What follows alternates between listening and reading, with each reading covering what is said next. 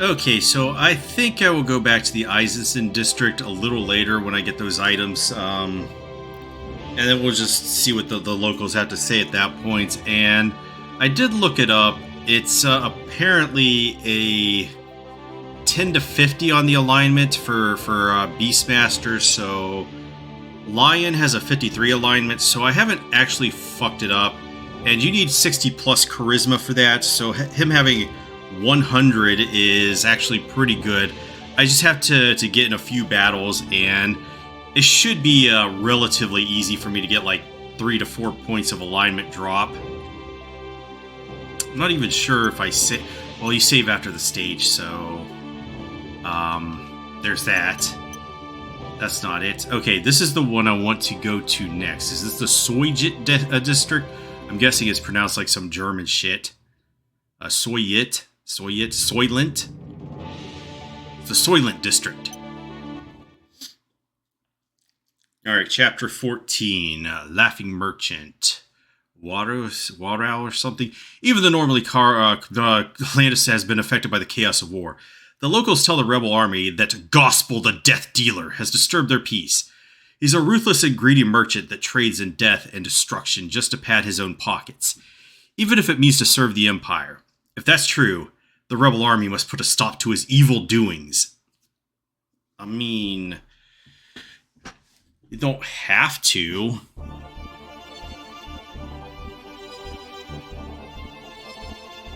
Alright, let's see what's going on here.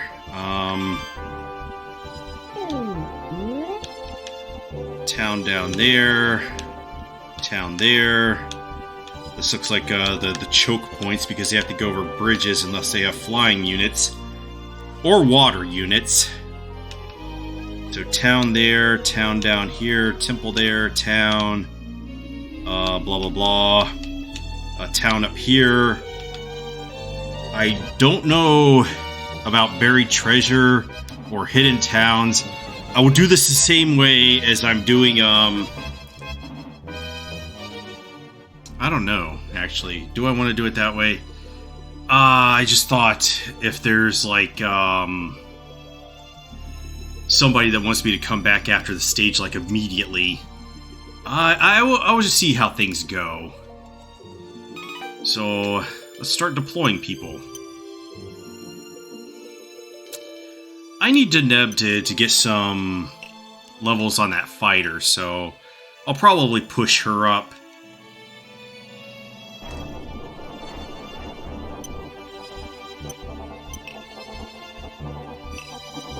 Because he's going to be dragging that group down if I don't. So...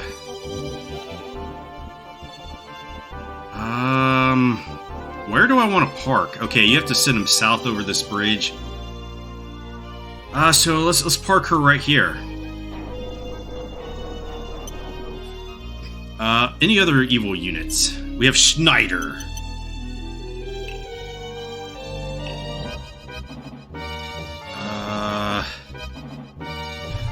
I'm gonna have to check the level and see if I should deploy Ash as well, because I think I need to get his alignment up.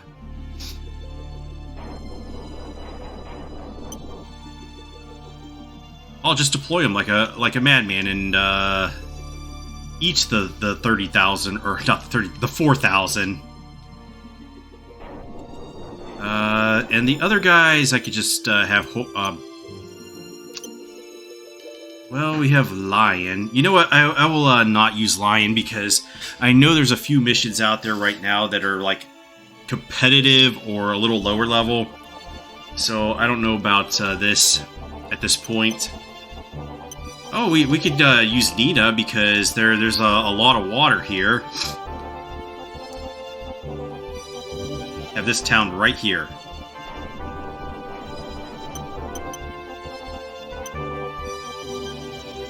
Can Opener and Rowney. I'm gonna deploy Rowney at this town all the way down here. And that's probably gonna be the first town I liberate. And Can Opener to this town right here. And then if I need more units, I'll just deploy them. Nope, we're not doing that.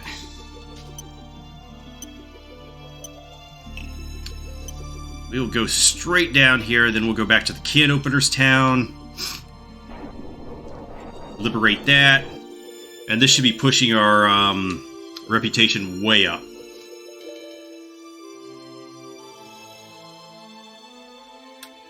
Of course, I don't know what the boss is going to look like. Is he going to give me huge troubles?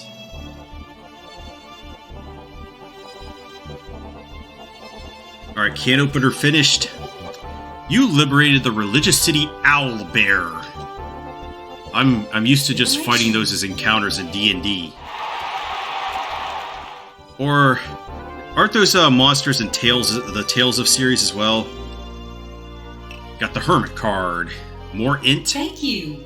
That's 2 points. Alright, thank you, Merlin.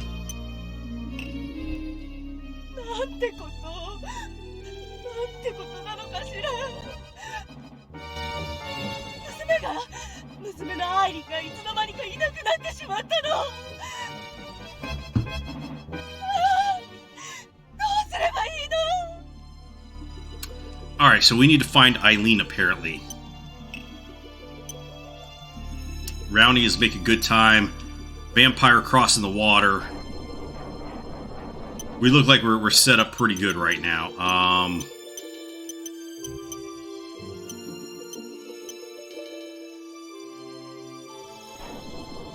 Okay, now I remember it was just such a pain in the ass getting Rowney.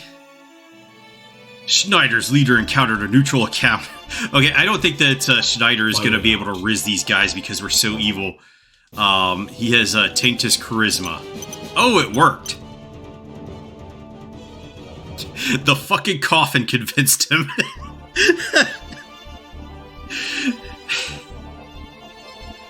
Normally, the vampires are supposed to be super charismatic too, but I'm like crashing their alignment and their charisma just to do this shit. We're on strong, right? Alright, that's exactly what I want.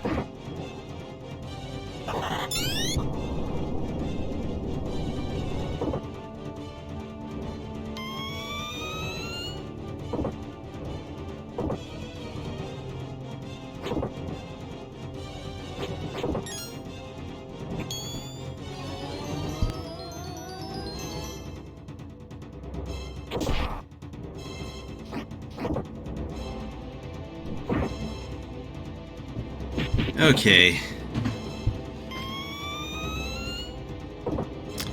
See if this one takes 1 hour or 2 hours.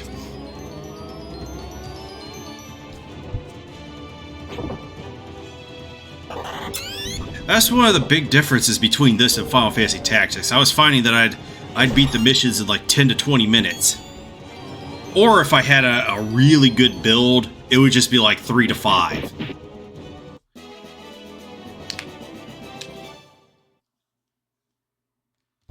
You liberated the fortress city, Kino. Liberation. Alright, we'll draw the card. We got the world card. Excelente. Do we need it? Hehehe, I have something that you might find interesting, rebels. It's the Demon Drakehorn, one of the most prized possessions I have in stock. It'll cost you, how about 50,000 Goth? Okay. You're a good customer. Alright, we got the Dragon Horn. What does that do?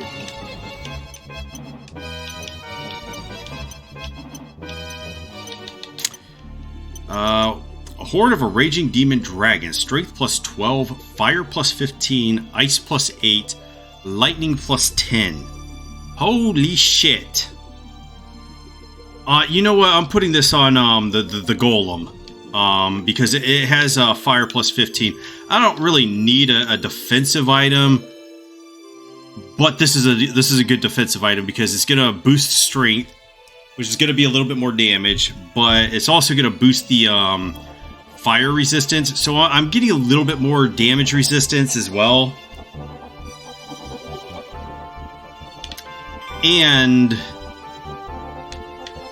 This is all because I wanted to put a fire shield on the golem.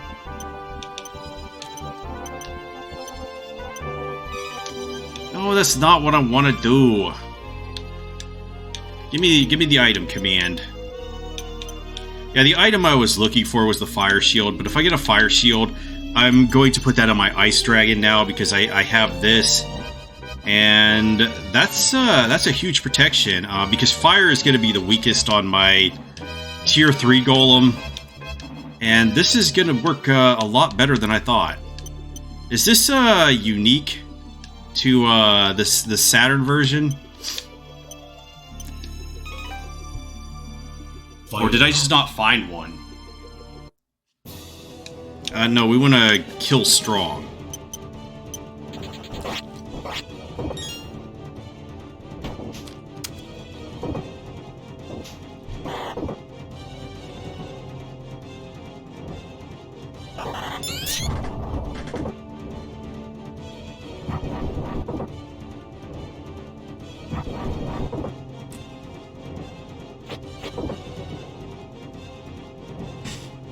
Alright. Yeah, we've really busted their leader up. Oh, come on, dude! What the hell? What is your problem? What did that fighter ever do to you? I need to give him a strength increasing item.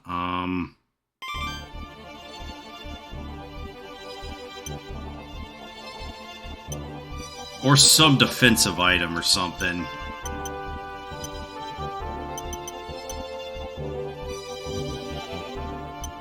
Because every time you die, you go back to 100 XP and have to start getting more XP again.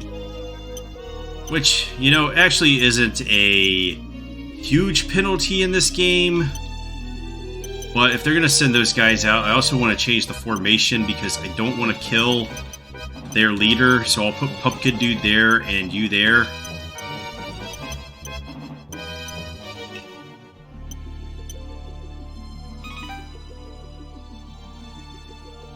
Who's this Beastmaster? Is this an enemy unit? Fight it out.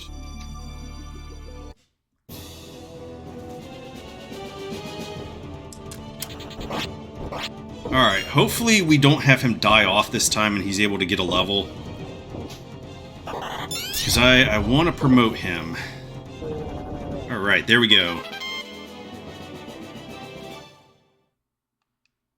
The Heart of Leo, okay. Actually, what are your stats like? Oh, you're way too good, dude. What the hell is your problem?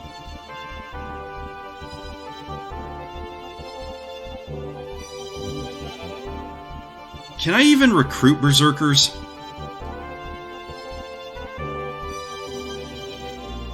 No, actually, this might work out. This might work out. Because he'll be getting high charisma, and then I could take his alignment. Fight it out. Oh, this is a nasty group. This is a disgusting group. Okay, I have 3 of these, so... Oh my god, they will fuck me up so bad. Well, they would if Deneb didn't exist. I guess I panicked there a bit. I kind of forgot that Deneb was part of this group, so... She's gonna stun them, and it's not gonna be as bad as it would be if I did not have a witch in my party.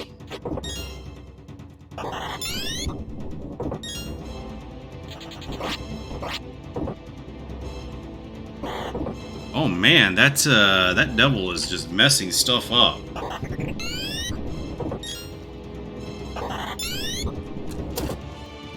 Alright, total party wipeout. Dude gets more levels.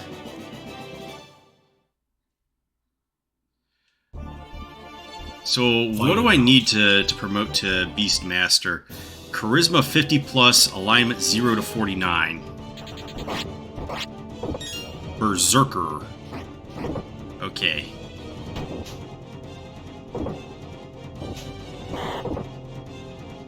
So I need these guys to have really good Riz to get to tier 3 because I'm going for the evil path with this guy. So he's got to have the good Riz and then be evil.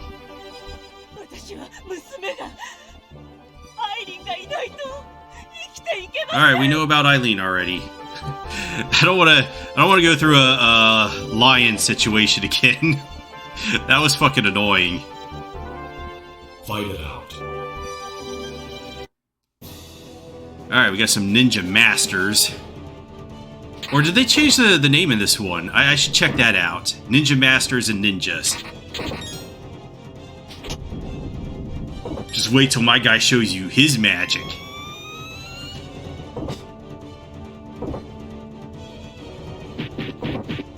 Oh, they got their leader up in the front. Do we have anything that'll... Fool makes them all run away, except for the leader, so that's bad. Might drop an Emperor card. Might do this. I mean, what did I mean by might? I'm definitely doing it.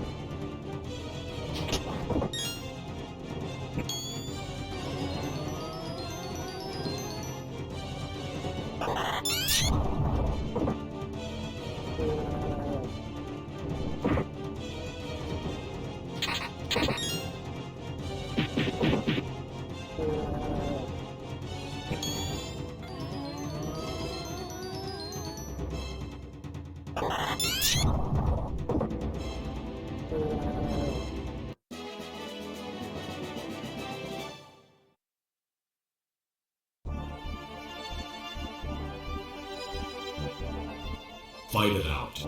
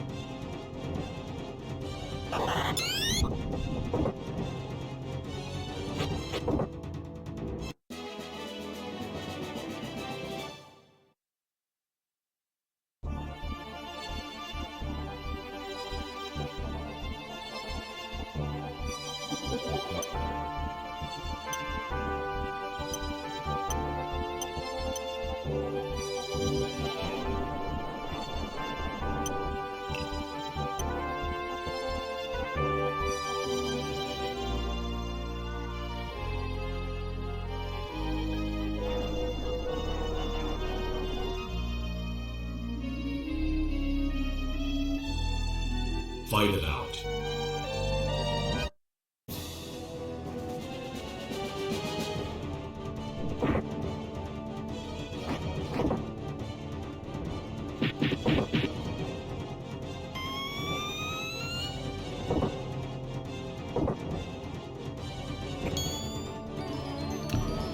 Oh god damn it, I had it on mute again. I don't know why I do that at times. How long did I have that on mute? I hope I didn't have it on for like 20 or 30 minutes. I think it was just a few minutes, actually.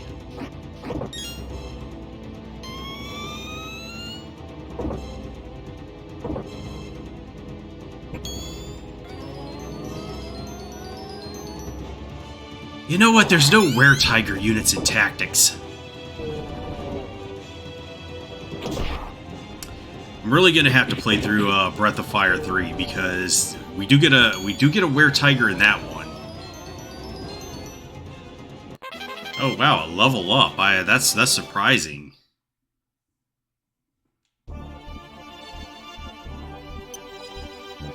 Okay, shinobi. So they're no longer ninja masters in this one. They're shinobi.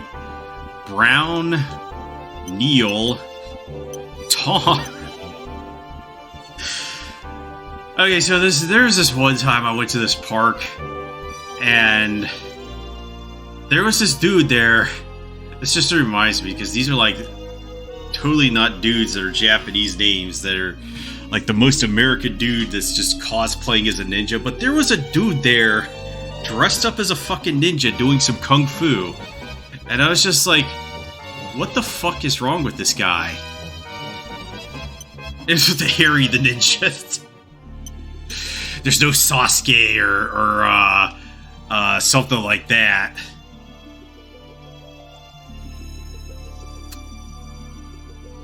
Yeah, I still need to liberate a few towns here. And it's because Deneb's not getting regen, and have they gotten, oh, they've barely gotten scratched, so I shouldn't worry.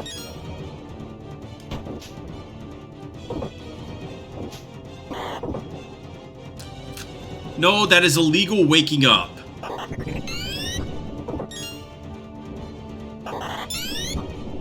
It wasn't enough to body him. No, why didn't you go for the...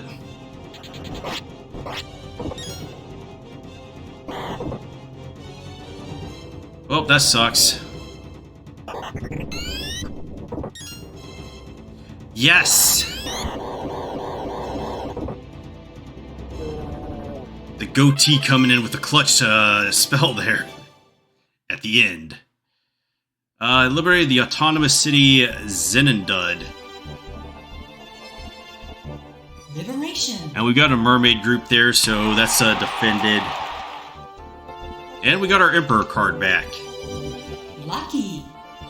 Charisma. Yeah, we want that. Looks like this gospel guy from Goldria really is bad. He'd do anything for money. I'm glad King Grant is no longer here to see this. He deals with the Empire just to earn heaps of money. A real death dealer, if you ask me.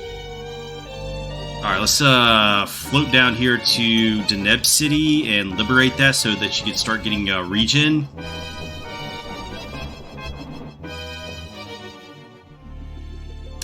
Rowney's unit, huh? Fight it out. That surprises me.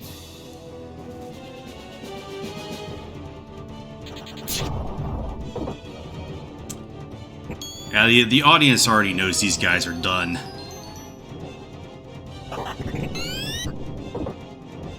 They took out the goatee, so I'm under no threat. And how close is this doll dude to promoting?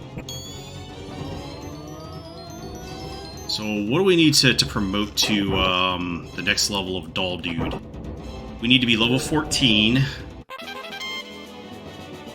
We need charisma of 60 plus.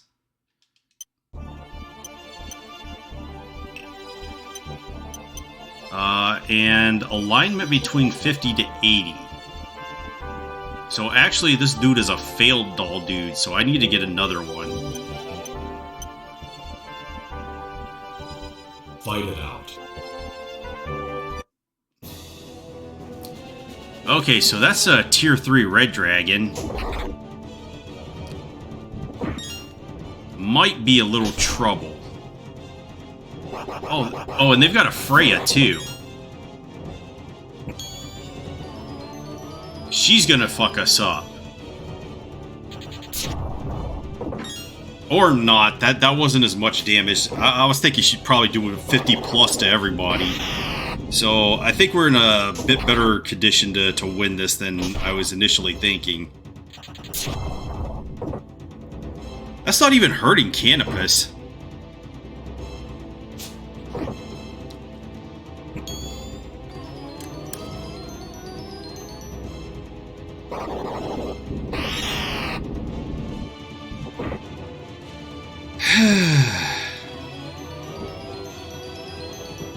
They still won? Holy shit.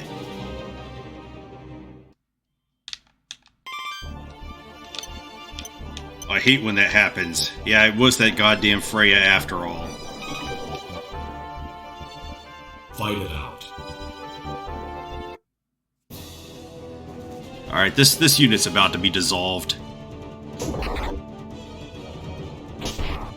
That's just free XPs. That was a very, very charismatic thing for the doggy to do.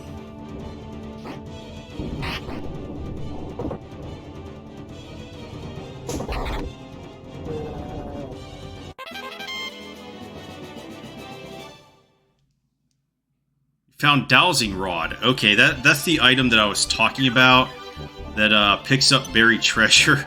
So I'm actually going to use that to cheese it. Fight it out. I think I only have one of those, so that's what I want to do is just cheese it. Alright, stun the dragons, that's good.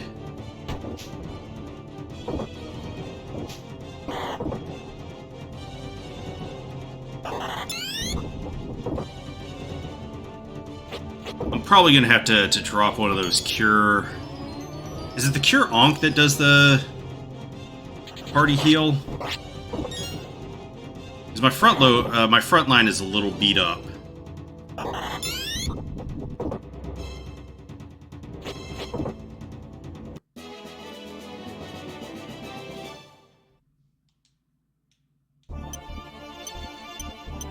Yeah, he's just rapidly rising in level. So I don't actually like that, because he's probably missing out on strength gains.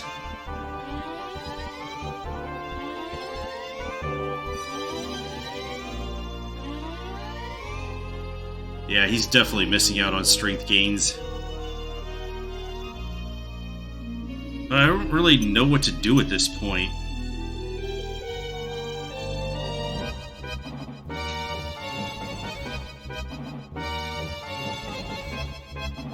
Oh, I thought I would dodge that, but them going to the left was like, that's the encounter? You know what? I'm gonna take the negative Riz.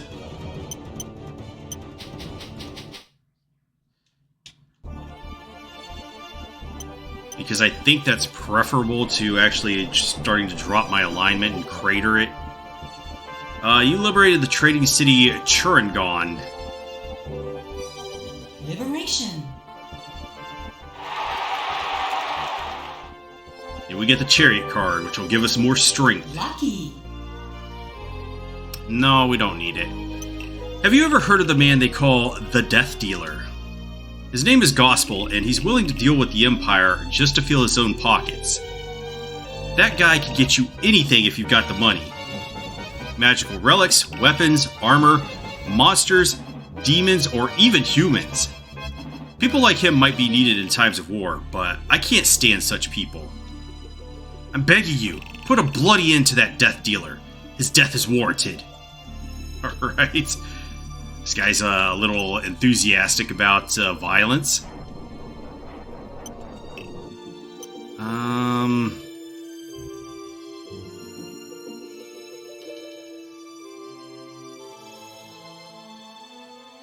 We gotta liberate this town, and I think I'm gonna put Ash up here. I didn't mean to do that. Fight it out. And then move Schneider down to those towns down there. And then that town in the north, I don't know what to do about that.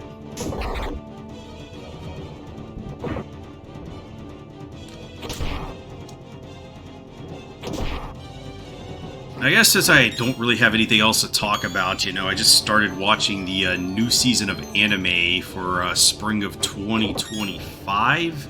I have to figure out what year I'm in, but I'm actually liking it a lot more. There's a couple shows that have really good production quality. I haven't gotten to everything I wanted to check out yet, but so far, what I have checked out, I've liked.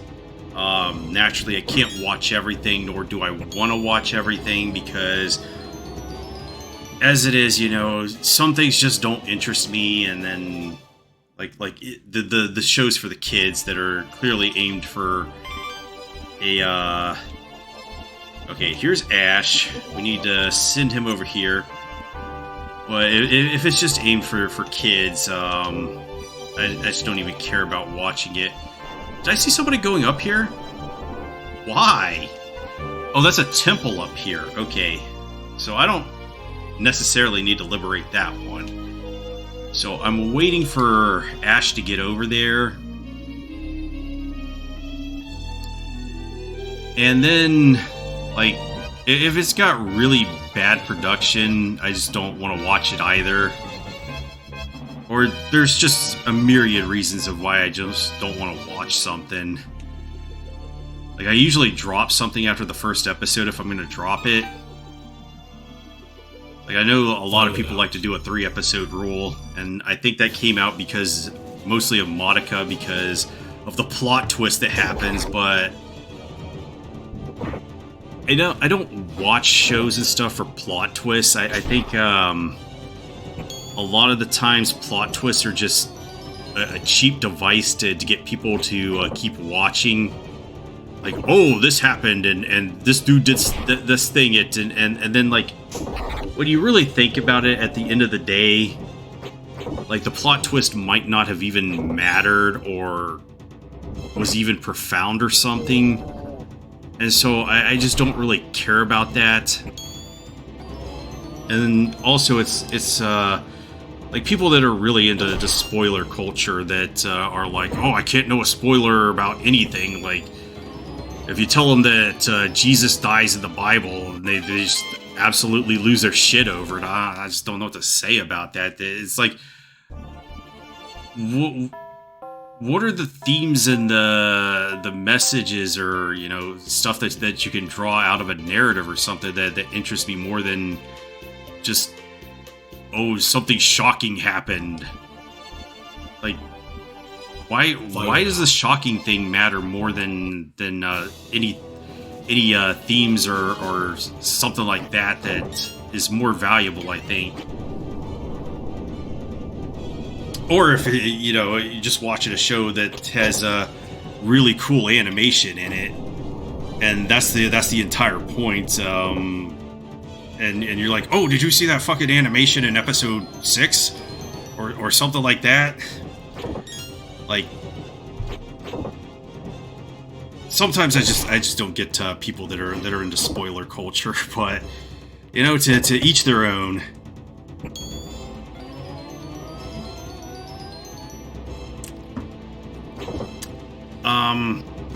What am I watching, actually? I don't know. Like, I'll be like, yeah, these shows are really cool. I should just bring up a list of what I've watched so far and see what I want to say about it. Okay, so now I have a list that I can look at, and I'm like, knowing what the hell I watched and what's going on, I could actually talk about them. So yeah, I'm just gonna go through alphabetical order because that's the way I have it listed here. We have Anne Shirley, which is a they did this back in, like, the, I don't know, 80s or 90s, where they had this whole thing called the World Masterpiece Collection, where they did a bunch of stories of they were just animated of old classic books and stuff. And this one is just Anne of Green Gables, and this had some amazing production on it. I really like the animation. The backgrounds look great. This reminded me of, like, watching a Ghibli movie a little bit, because they have that certain style about their character designs, and that really reminded me. But, you know, I've only watched one episode, and they're doing 2 seasons, 24 episodes of this. I think the original run of the Anne of Green Gables in the World Masterpiece Theater had 50 episodes, and I think that was with most of them, like, they have the Trap Monogatari, which is the Roger and Hammerstein's The Sound of Music. But they call it the story of the Trapp family, which, you know, the Von Trapps is the family that they have there. So they did that. I actually haven't watched any of them. I was thinking about it because some of the people that I chat with do talk about it from time to time, but I just haven't gotten around to it because I was watching other things. But they did interest me because I saw a few screenshots, and like, I really like to look at backgrounds. That's one of my things. Why am I fighting these guys? It's because I sent my opinion leader up here. I'm probably tanking my fucking alignment this way. Run away! Probably gonna follow.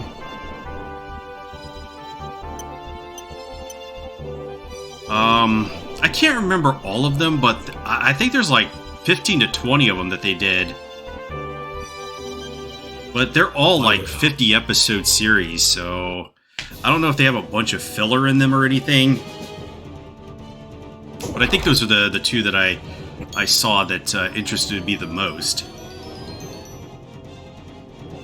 Like, when you think about the movie The Sound of Music, it's not it's like 2 to 3 hours or something is the usual runtime for a movie, but 50 episodes at usually 20 minutes an episode. I don't know what the hell is the runtime on that.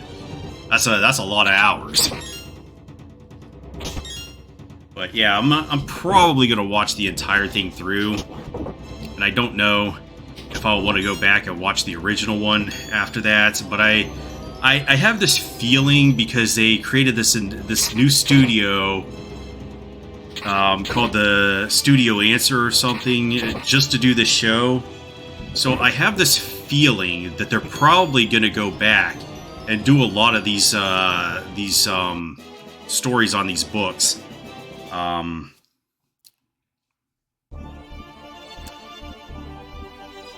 Because, you know, these books have been around for a long time. I think there's one on Tom Sawyer as well. So that should be interesting, because a story like Tom Sawyer just would not do well in this day and age, just because of some of the terminology that's used in it. Oh no, don't kill the leader. Do I have... No, I don't want to turn the animations off. It just looks really weird if you turn the animations off, even though it saves a lot of time. No. What do I do about these ninja groups?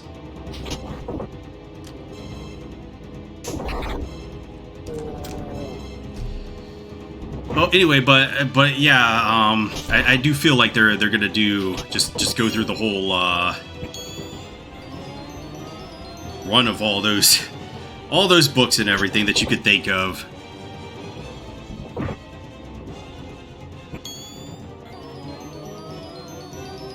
Now, just to see this,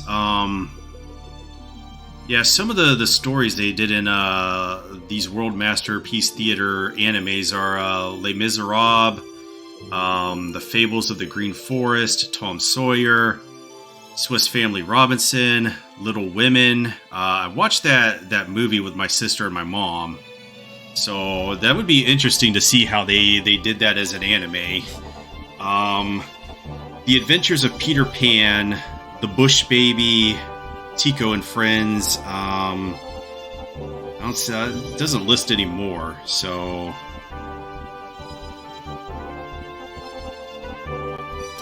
would be interesting. You know, I actually like that Little Women movie, because I kind of like to watch historical films, and it was, I don't know, was it set?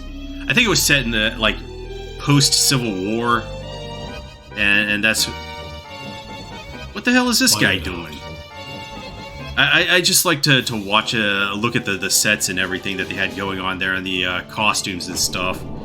It kind of reminds me, since you know, Val Kilmer has passed away now, and he has like that iconic line from Tombstone. I guess he has like a couple of iconic lines of like, I'm your Huckleberry and stuff, where he was playing Doc Holliday down in Tombstone, Arizona, and it has the whole Earp family doing that stuff down there, where they had the shootout at the OK Corral or whatever,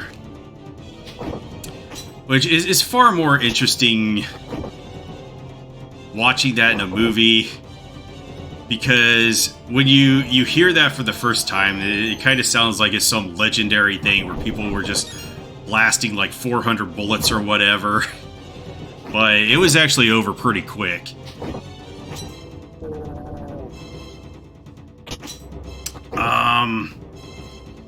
And then I'm what's this one? Something about the ballpark. It's a baseball thing about some woman that works as a concession vendor at a baseball park. Since I'm a huge baseball fan, I played it when I was a kid, and I followed it, and I kind of got into it because of my stepdad, but I'm watching that one, and why aren't you moving? Get up there. Fight it out. I want to watch that because big baseball fan and cute girls, and basically when there's like cute girls, I like to watch those animes because they tend to have very good reaction faces and stuff, which are good for screenshotting. Very expressive faces is what I want to say.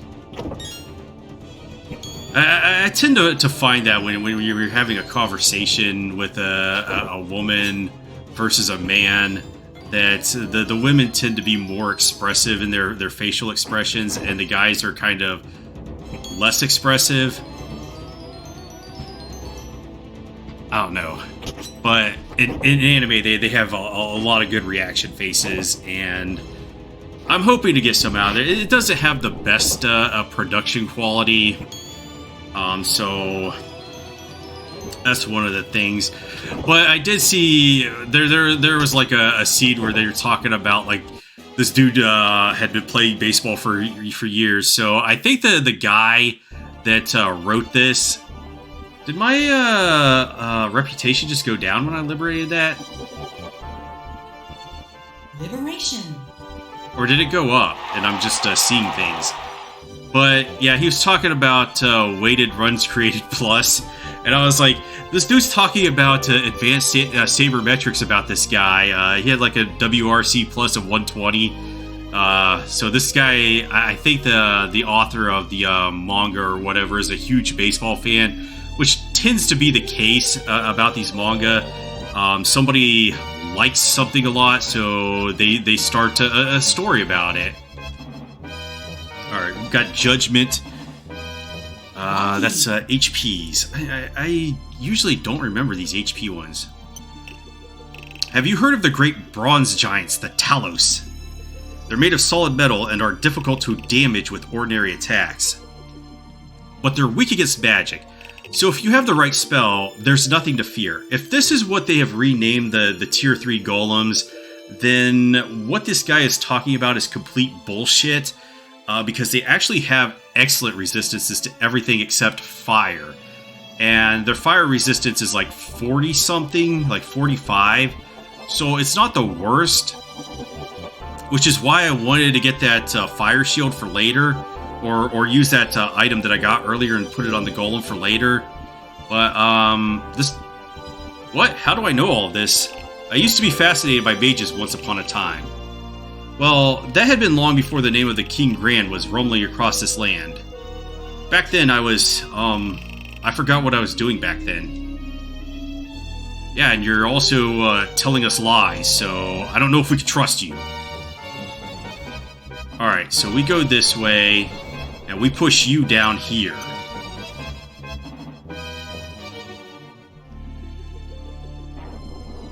Alright, Schneider is going to eat. Fight it out. Alright, I'm gonna skip this one for now. And just go to Fire Force. Fire Force is amazing. It's going into its final season where they're gonna do 3 different seasons. I guess they're just calling them all season 3 though, but they're splitting it up. And I don't think the next one comes out till next year. But this has some of the I've read the manga and I read it to completion. And if I think they're gonna get where I think they're gonna get in this one, but I'm guessing this is gonna be like 36 episodes, so I don't know about the pacing of this.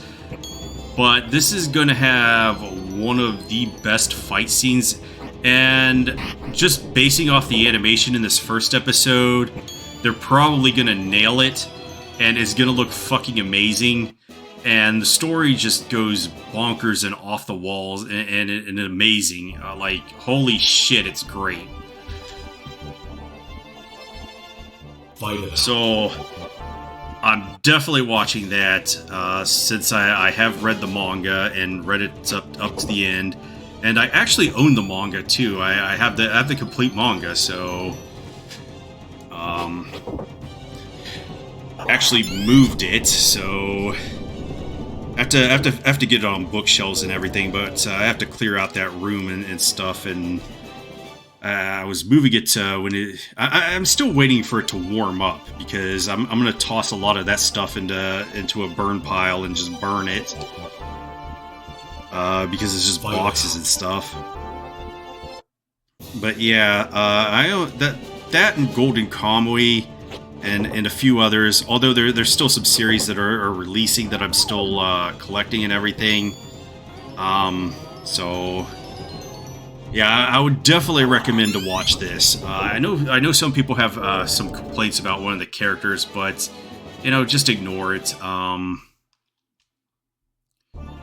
Sometimes you have to ignore things, like the authors themselves. But I don't think you have to ignore this author. Not like the author for Rurouni Kenshin or what's the one that the artist for Ichi the Witch is now working on, Act Age. Yeah, that guy he decided he really wanted to become popular with law enforcement. So that kind of sucked because, she had her job and then lost it because the writer was a fucking idiot.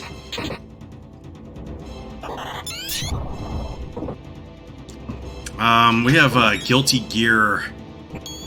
I watched this episode. I don't know what the hell is going on. This is probably one of the worst first episodes I have ever watched, but I'm gonna keep watching it.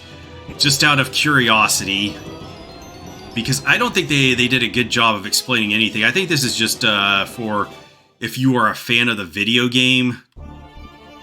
And I've never really played Guilty Gear because I suck at fighting games.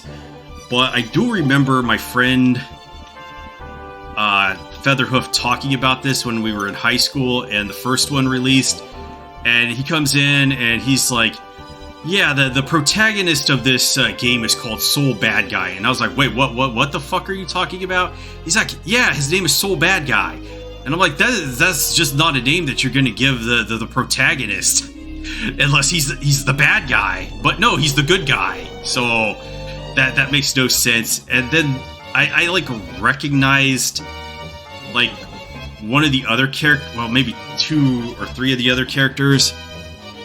I think the one Jacko, because that's the one that all the lewd artists went wild over and started spamming pictures all over the place of that one pose of her just having her ass up in the air, and you couldn't get away from that for ever, but thankfully that has calmed down. And the eye patch girl or whatever, and I don't really know their names or something, and I'm not gonna try to impress anybody with my knowledge because I'm completely fucking clueless about this, and I don't think I'm gonna try to get interested in it, but I'm just gonna go along with the ride and be like, yeah, whatever. I can just turn my brain off because it's from like a fighting game, and these things have never really, except for the Street Fighter movie, because you got those lines from Raul Julia, incredibly iconic, but the rest of the movie was kind of like meh, whatever. We lost that one. Ash, you have disappointed me. Where he's playing the dictator, and he really wanted to get into the role, so he studied how dictators function and everything, and he's like, everything about him is just a great actor, but he had cancer during the filming and everything, and he like lost a lot of weight, so he doesn't look physically imposing like his video game counterpart does. But he drops this absolutely sick line of, I think it's Chun-Li in there, of, when the great bison graced your village with a visit, it was the greatest day of your life. But for me, it was just Tuesday. And, like, that's one of the greatest lines I've ever heard. It's just like, wow. Because he's just completely going on that egomania and everything, and actually, I don't know how a line like that got into a movie like Street Fighter, because I don't think it's a good movie. It's just cheesy fan service for fans of the game, and outside of that, maybe it came to be because it was like that line in Blade Runner that Rutger Hauer gives at the end of the movie, which wasn't in the original script, and he just made it up the night before, or so it goes. And it's the Tears and Rain speech. And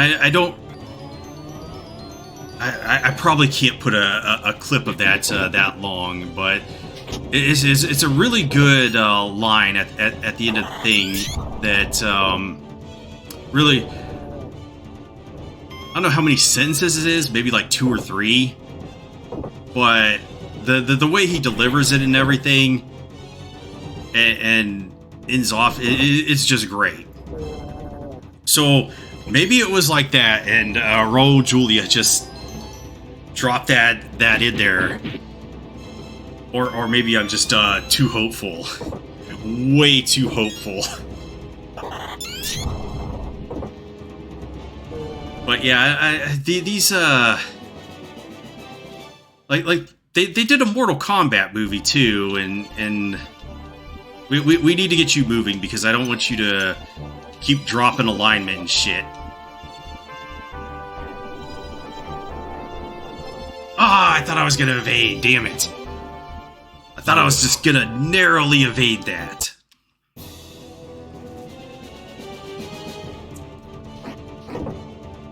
Shit, I can't even remember anything about the Mortal Kombat except the fucking sick-ass song that they released with that. That's the only good part of it.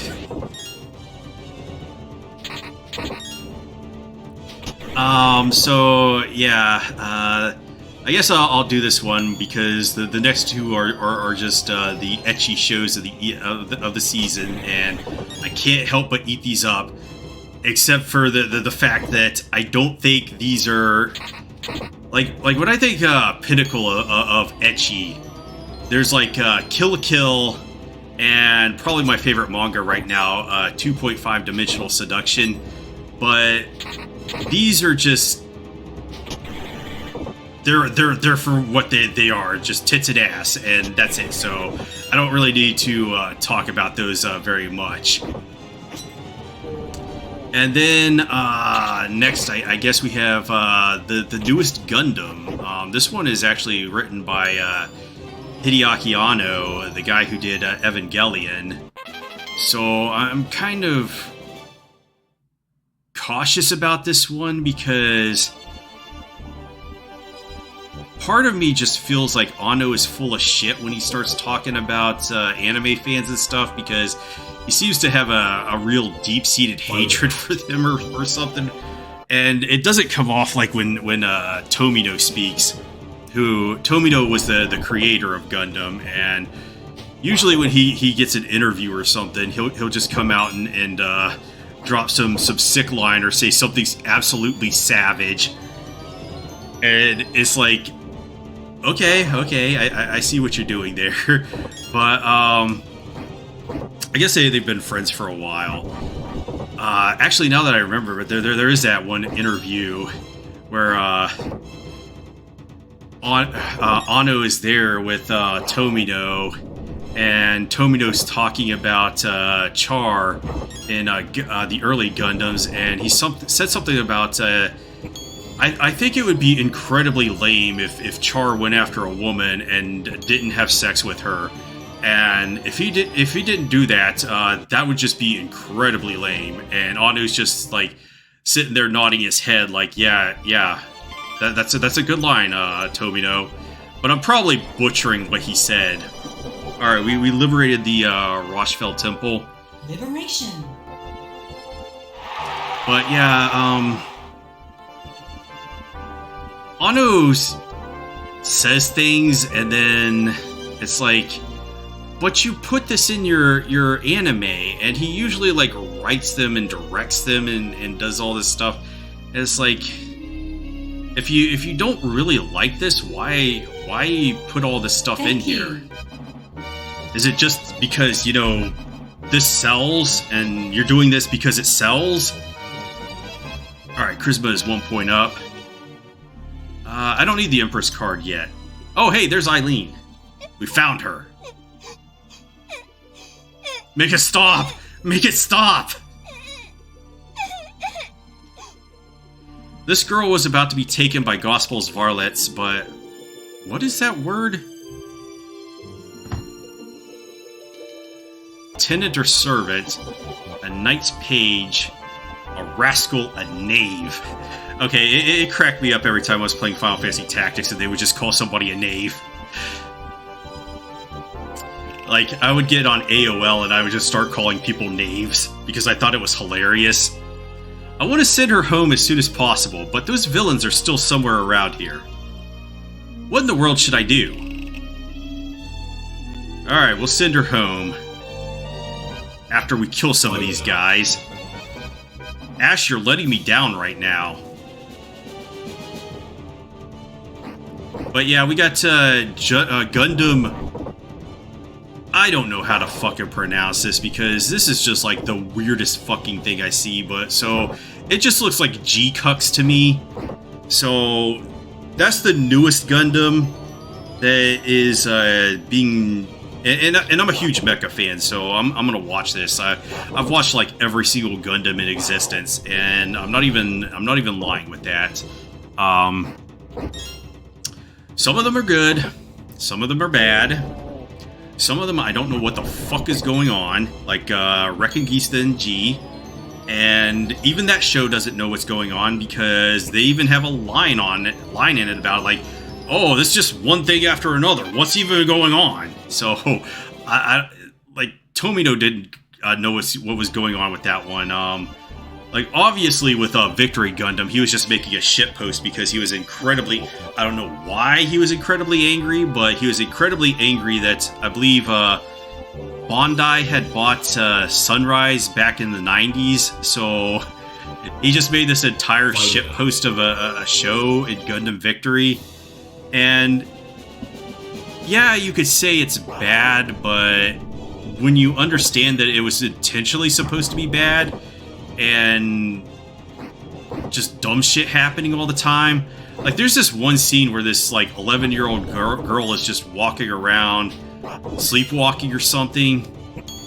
And I really wish I had thought about it, but I don't know where the episode is in it, but I remember.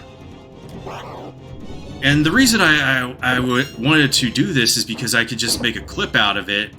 She's just walking around, and then she just turns and faces the wall and headbutts it.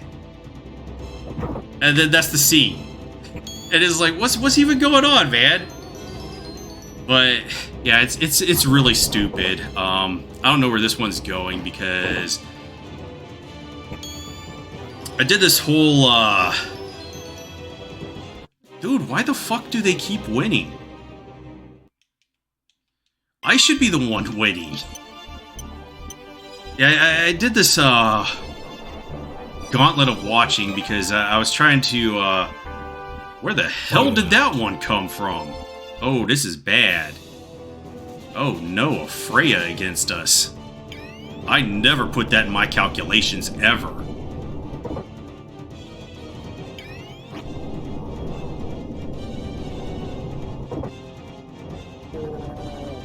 Oh, that's gonna hurt. Oh, that didn't hurt as bad as I thought it was gonna hurt. Okay, okay. Okay, so I can carry on. I did a whole gauntlet of watching. Like, I watched a bunch of shows that Yuki Kajira had done the soundtracks for. Because if you don't realize at this point, I'm a huge Xenosaga fan, and when they picked her up at episode 2, and then she did the entire soundtrack for episode 3, and they're both goated. So I wanted to get a bit more exposure because I had watched Noir when it came out, but we only got through, like, I don't know, the first volume of it, which is probably just like 4 episodes. And I'm not going to get too in-depth with this, but one of our friends completely fucked this up for us. And so we kind of lost our access to anime at the time. And I just don't really want to get into it. So I was able to watch that through entirely, and then I watched a bunch of others, and just to get more exposure to her music. And there's a few shows I liked, but a few shows that were misses. Like, I was like, this isn't her best work. But I think the Girls with Guns trilogy of Noir, Madlax, and I think my favorite one is El Cazador de la Bruja. Just about 2 women down in Mexico, running from these guys that want to capture the one girl or whatever, and the one is a bounty hunter, and then the other one is the one they're chasing after, and they're just roaming around Mexico. But that has some really great music in it. And she did the soundtrack for that, the entire soundtrack. So, like I'm saying, I wanted to get exposure, but since I was doing this whole thing to get more information on... Oh, I'm going to have to use the 7 League boots here for the save. I'm way too far away to do this now. These guys are giving us a lot of trouble.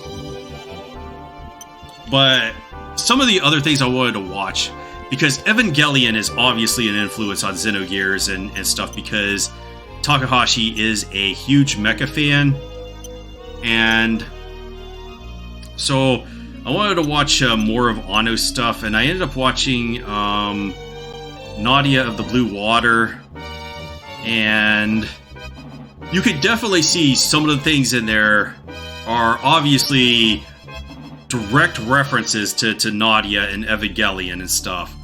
Also direct references to Gundam, but I will get to those when I'm playing through those games, because it would just it'd be difficult to explain it while I'm talking about, you know, playing through a Masuna game instead. But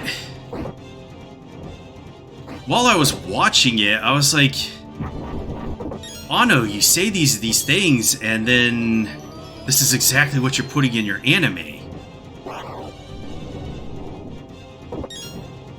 And I just get really confused. What does he mean by what he says? So I think the one quote that really trips me up is something about ecchi fans or something.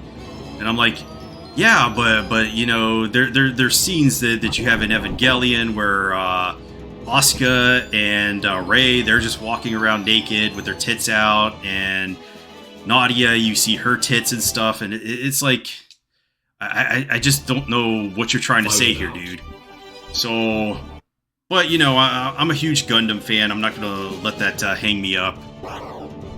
Usually, Anno is good at writing, even though a show like Nadia, I feel like it's just too long. But that's kind of the way shows were back then. You just tighten them up, and some of the stuff you could cut out. But it's more of a recent development after, like, 2010 or something, where they're just doing 12 episode shows or something, so they have to keep their pacing tighter and everything. But they had more freedom back then, I guess, to just have shows run for 25 to 50 episodes. Is this just... Why are you still winning? What am I... Why am I losing so much?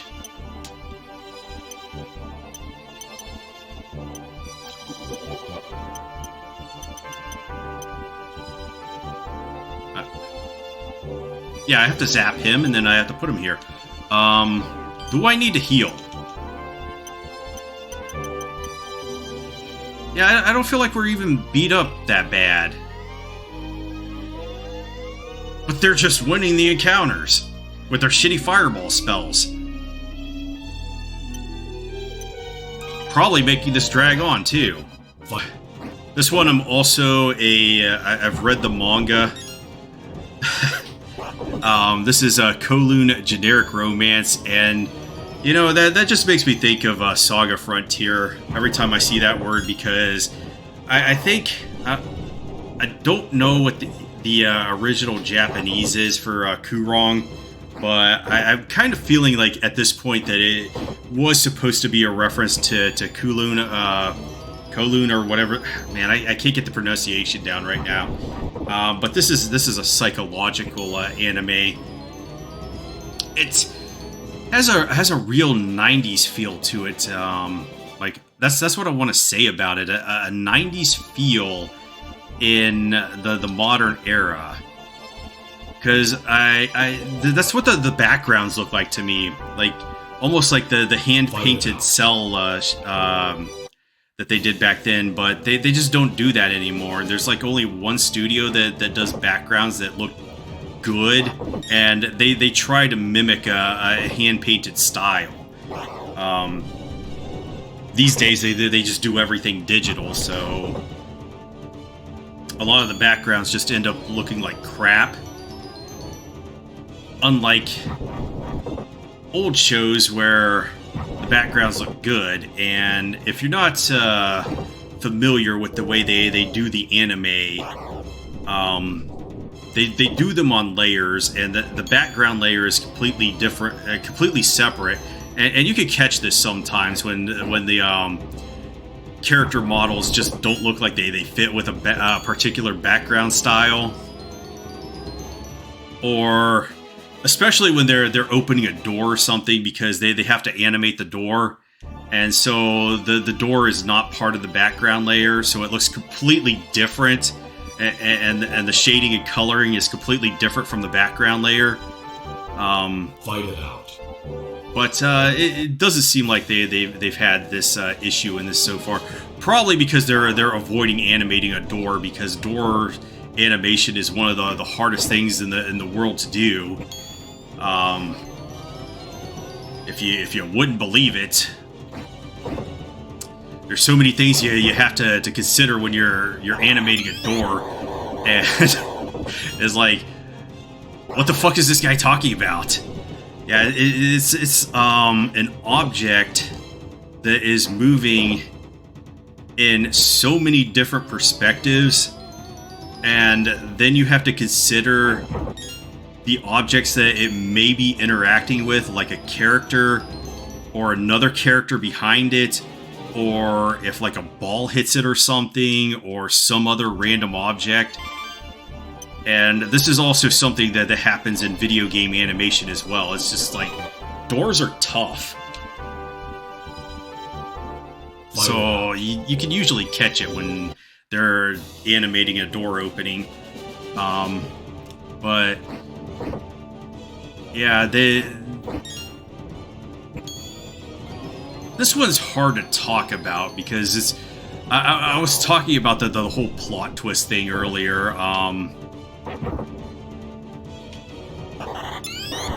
Yeah, I think I will just talk about you know, like the ambient noises and stuff. I've always liked it. Like when you're watching a show like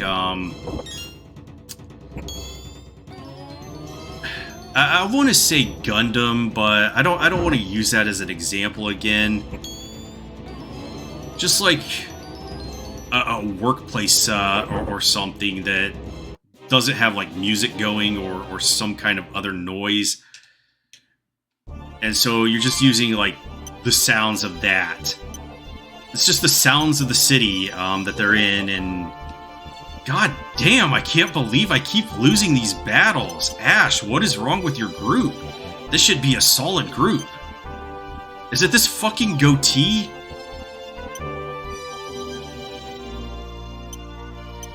It must be.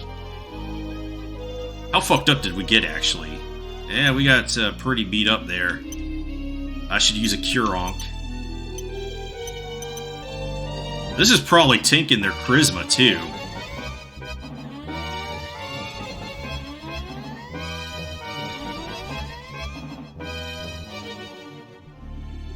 Alright, let's check that out. Not really. Not really. We're still pretty good on the charisma. Why is your alignment so low? Actually, what level are these guys?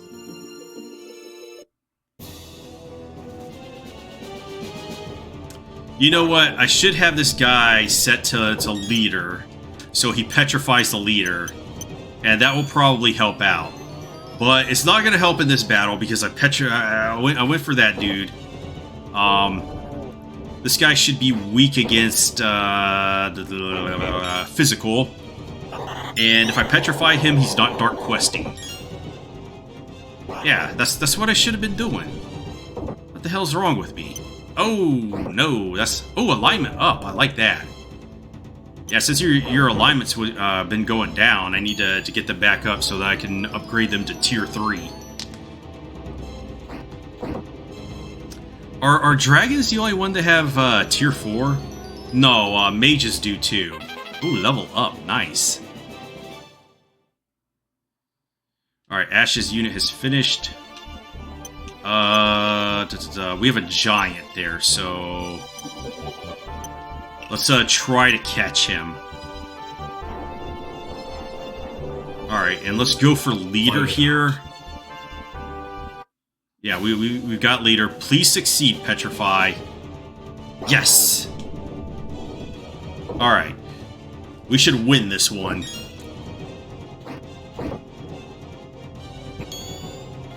And then keep winning.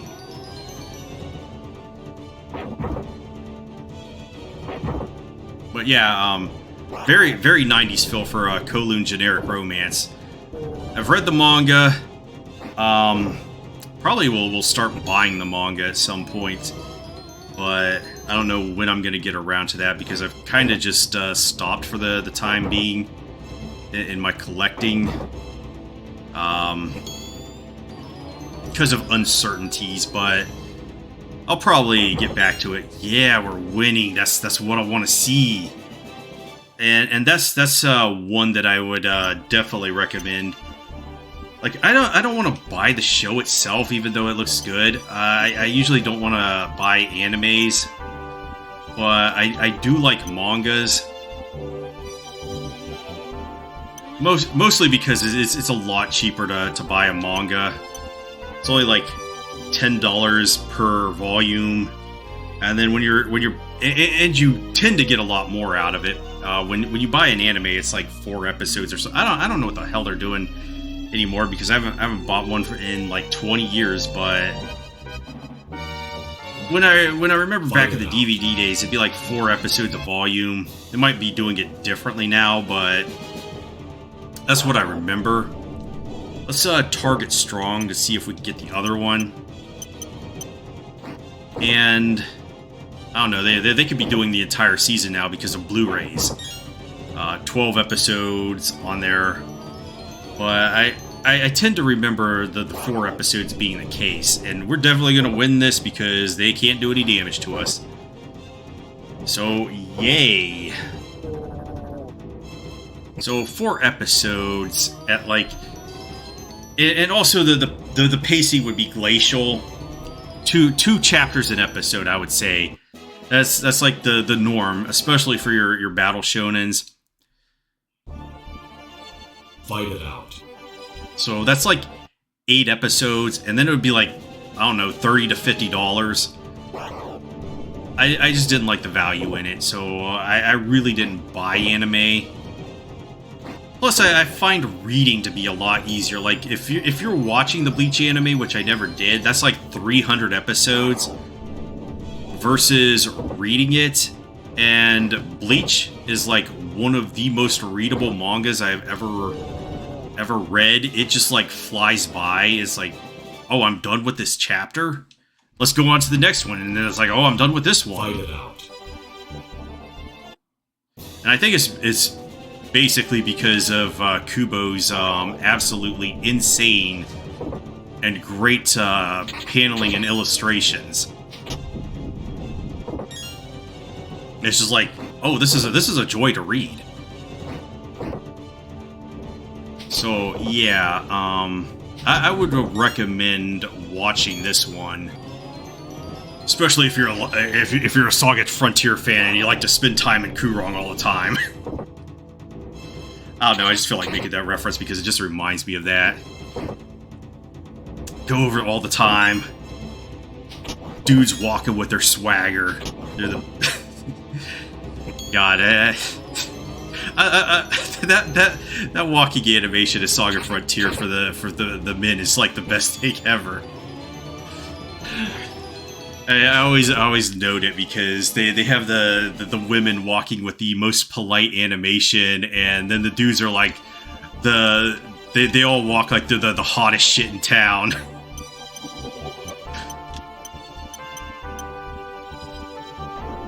All right, let's get these guys. This is a risky strat. I'm leaving the town wide open. What can we do against these guys? What can we do?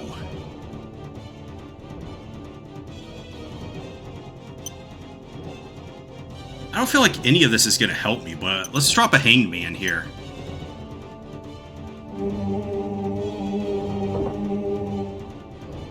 And I think the problem with Ash's group is that he just needs to get levels and promote to the next tier of knight.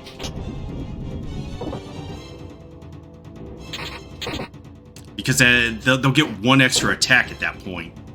Of course, I need to farm alignment to make that happen, because you need to have high alignment and high charisma for that. Okay, after, like, I haven't gotten to all of these that I want to watch. There's, like, 2 more shows. Gundam G-Cucks, I haven't watched it all either, because I tend to just do all my watching on Sunday, and I clean up as well. So I'll just, like, watch an episode, and then I'll do, like, I don't know, vacuuming, and then I'll watch another episode, and then do another chore, and then just do it until the place is entirely cleaned up. And that has worked for me for years, so... I don't know, I went from, like, being absolutely filthy as a kid and just absolutely trashing my room to being a clean freak as an adult. One of the weirdest reversals, probably. I don't know, does that happen a lot if you're, like, filthy as a kid, you become a clean freak as an adult? Or if you're a clean freak as a kid, you just have a role reversal and then become filthy as an adult? Probably isn't how it works at all.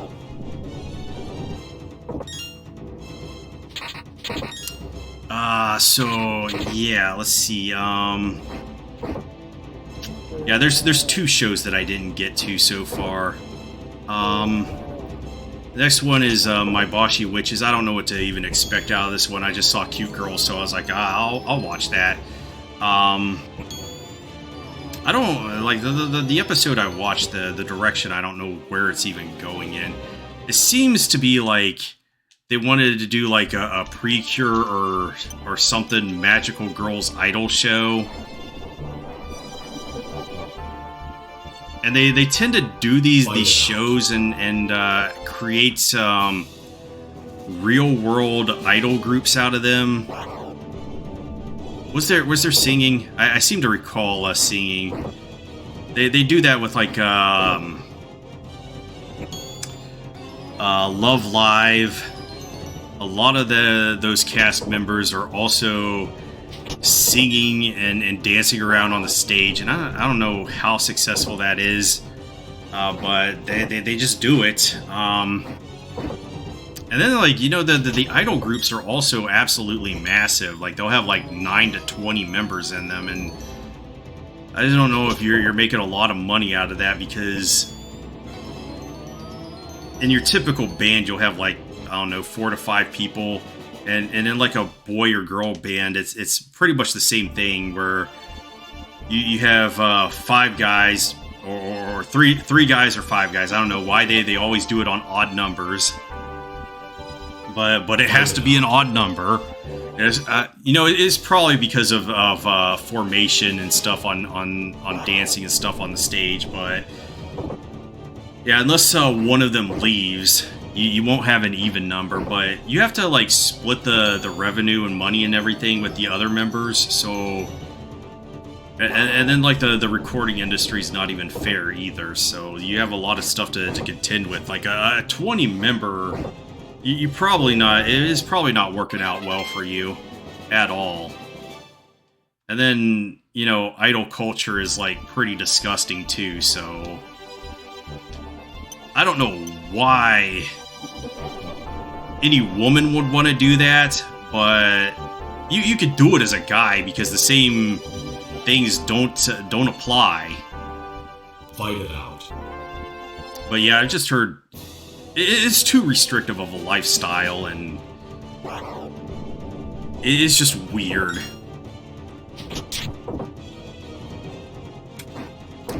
Which, like, you should watch Perfect Blue, which is a excellent movie about the very thing I'm talking about. Psychological horror at that. About a girl trying to be an idol, and the whole ordeals going through that.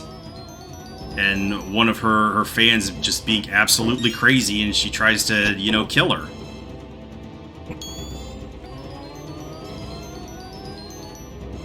But I would recommend any Satoshi Kon film, because that guy was like the GOAT. Like, Perfect Blue just has like these scenes where you think that things are actually happening, and the movie and narrative leads you to believe that, but then like you'll just see like the director say cut, and you're like, oh, this wasn't actually really happening. This was just a scene for a television drama, and it's just fucking amazing to watch it. And then you have like Cuts and Paprika, which are just like godlike. Like, I don't know. It's sad that the world lost that man, because he was like one of the greats at directing. Like, who would think of that?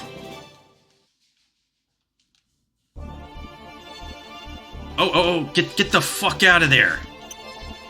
Get the fuck out. I was so busy micromanaging Ash's group that I did not remember about this.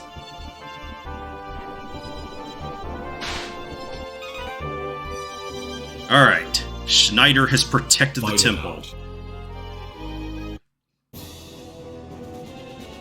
Yeah, I was too busy talking about all this stuff and then micromanaging Ash I'm just like losing control of the battlefield here.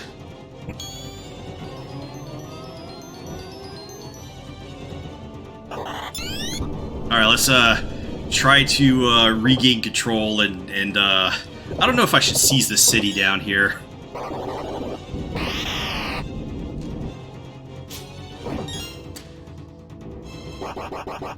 All right, and this next one I just watched today, and that's the Dinner Table Detective.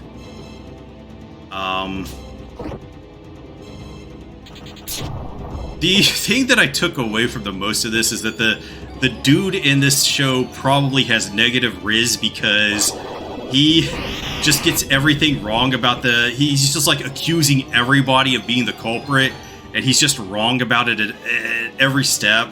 So, and I think they're kind of playing it off as comedy as well. Okay, we've liberated the religious city Torion.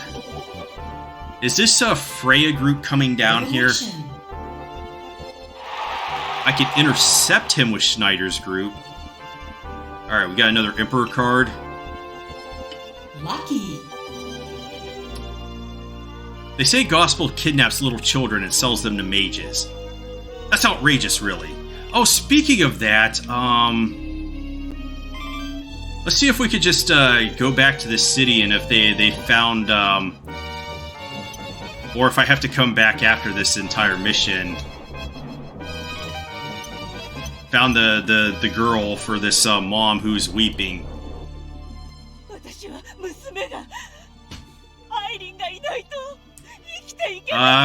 Might have to come back after the mission. Yeah, it looks like that Freya is trying to get down there, so let's try to position you a little down here to catch them. Fight it out. But yeah, Dinner Table Detective is about a woman detective, and this first episode they were attending some party or something, and they like reunited with high school friends or something, and then I don't know, some one of the other women like bum rushed another one and I don't know, injured her or something, and they're trying to figure out who done it or whatever. And the dude is just going around spamming his negative riz. So that's what I took out of that. I'll keep watching that. I don't know where it's going because I hope it doesn't go where the one in the last season went about the doctor detective, because that show just kind of fell flat for me. I didn't really enjoy it after like the first arc. It just kind of went downhill after that. Fight it out. And then it was also, I guess, having production issues because episodes were getting delayed, so interest was kind of declining as the season went on.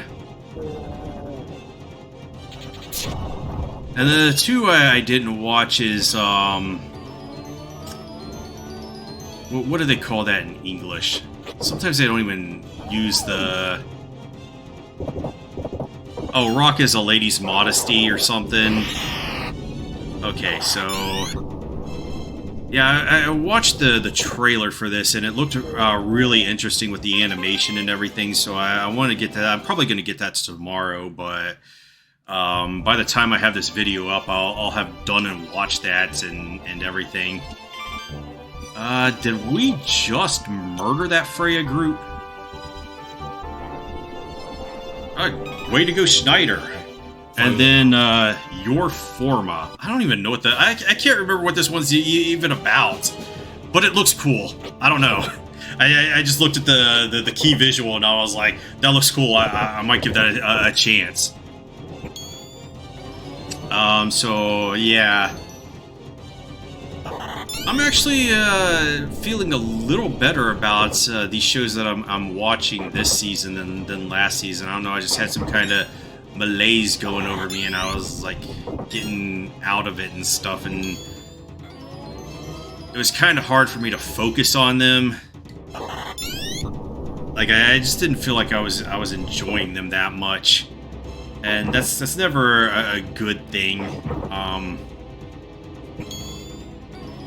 Like I tend to just drop stuff after a while, unless I'm doing like a challenge run where I'm watching it with my bro Featherhoof, and we're like, oh no, this show sucks. Like Assassin's Pride, or we started to feel that way about Fight it out.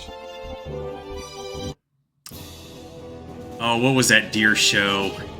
My dear friend Nokotan, which I only wanted to watch to troll him, because I do that every time, because he starts complaining about the deer running on the road and he doesn't want to wreck his car into him, and it's just like an inside joke or whatever between us.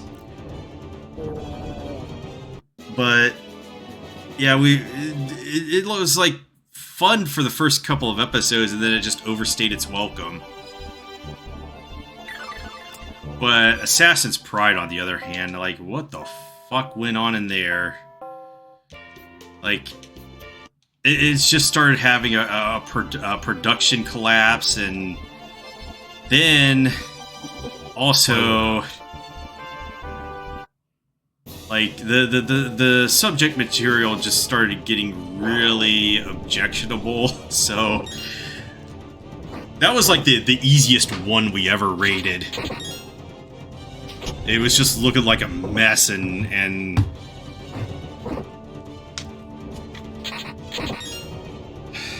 hard to talk about that one.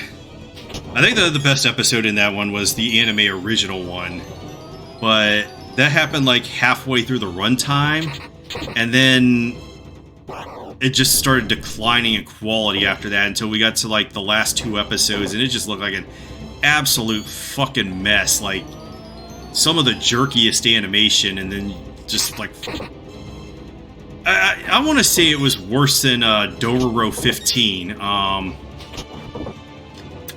which I imagine you can't watch it now because it's probably just all the Blu-ray corrections and everything.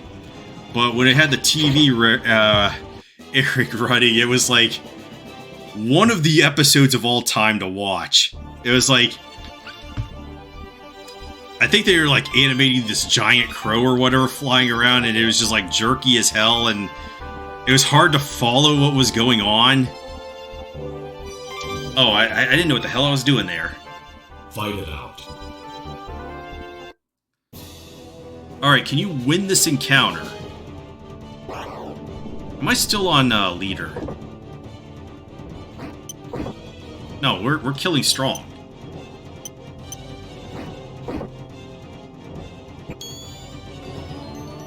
I don't like this enemy group. I really don't like these groups where they send the leader out in the front, and so you have to plow through them to get to these guys in the back. And this causes this issue because if you kill the leader, they run back to their base to get new units. And I really hate dealing with these. Unless you're in some super overpowered unit like Saradin's down there, or Denebs or something, where you can just wipe them out with just shock and awe tactics. Instead of good old-fashioned mercenary sword and shield tactics, you know what you're doing, you're gonna win the day.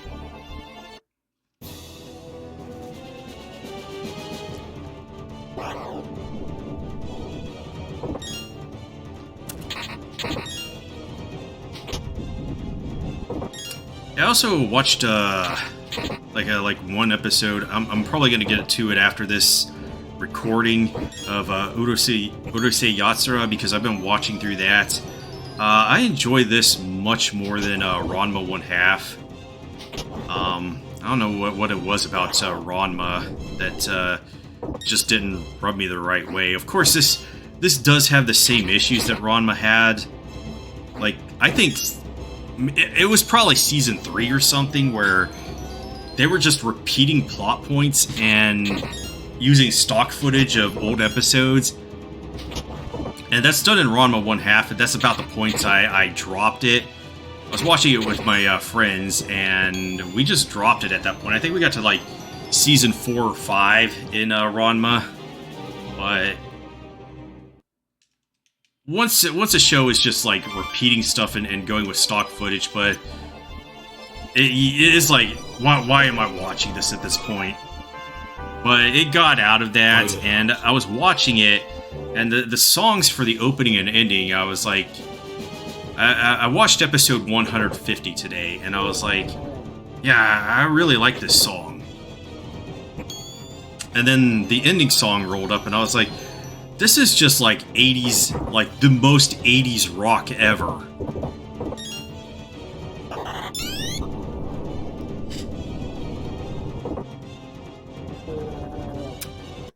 Which is good because, you know, I didn't really think much about the songs for the openings in the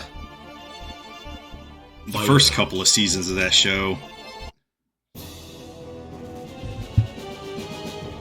I think most of the shows you watch for anything are just gonna have meh, whatever for their opening and ending songs.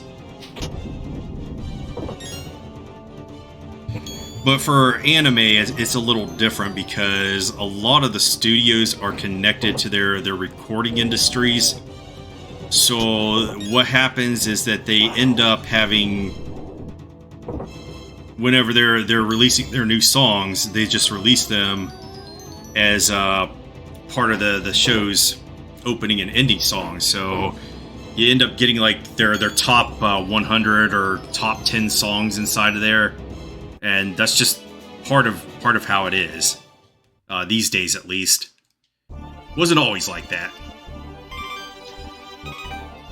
Then every now and then they just make it for like obvious. It's like, yeah, this was obviously made for this show. It wasn't just like a single or something that they made for their career. All right, keep hitting me with those alignment ups. Are we still on strong? Because I would like to see this other guy get petrified.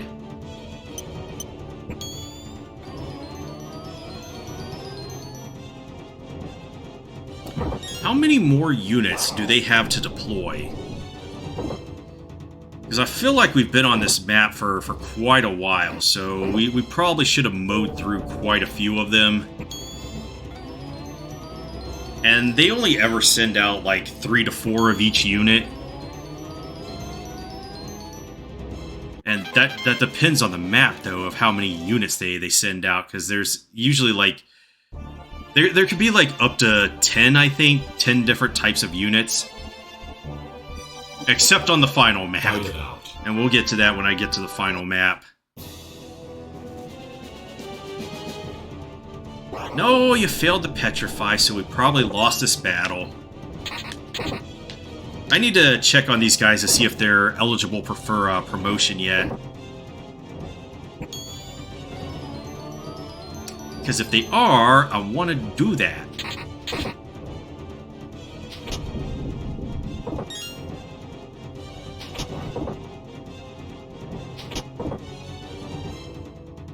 You know, some games I could just keep playing through over and over again. And then other games I'll be like, yeah, I don't really want to go through this. This is a drag to play. Like, this is one of the games. Final Fantasy Tactics, Xenosaga Episode 3. I really like the first 3 Resident Evils. Those are really fun to play through as well. Mostly because you can beat those in like under 2 hours. Hold up. Yeah, I don't think so. Man. I think we need to wipe you guys out. Also, where the hell is this Freya unit coming from? Fight it out.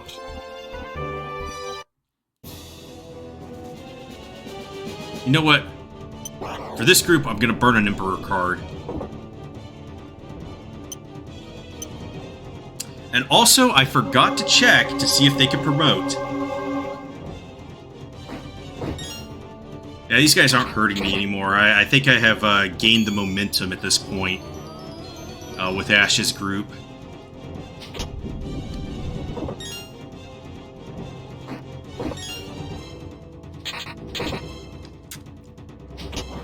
Yeah, so I'm gonna chase these guys down and obliterate them. I think I like to use more colorful words like evaporate and stuff.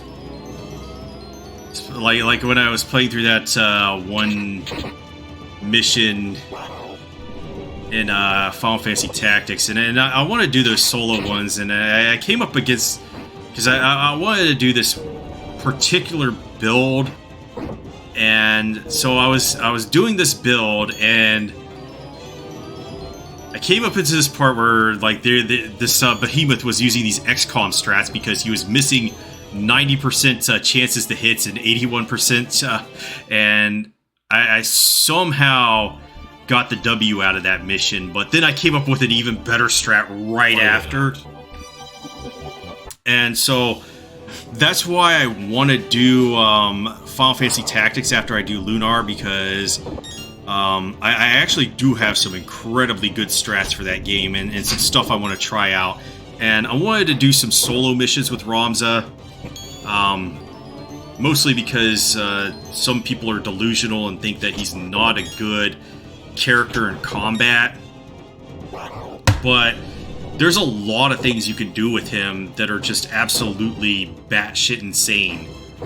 And I think a lot of the reason that people think this is because when they get to the end game, you'll pick up Orlando, and since he comes equipped with Excalibur and has that male growth rate for his class, which uses mostly strength-based stuff, and he has really good strength, he's able to put down some shock and awe tactics, which people are like, oh my god!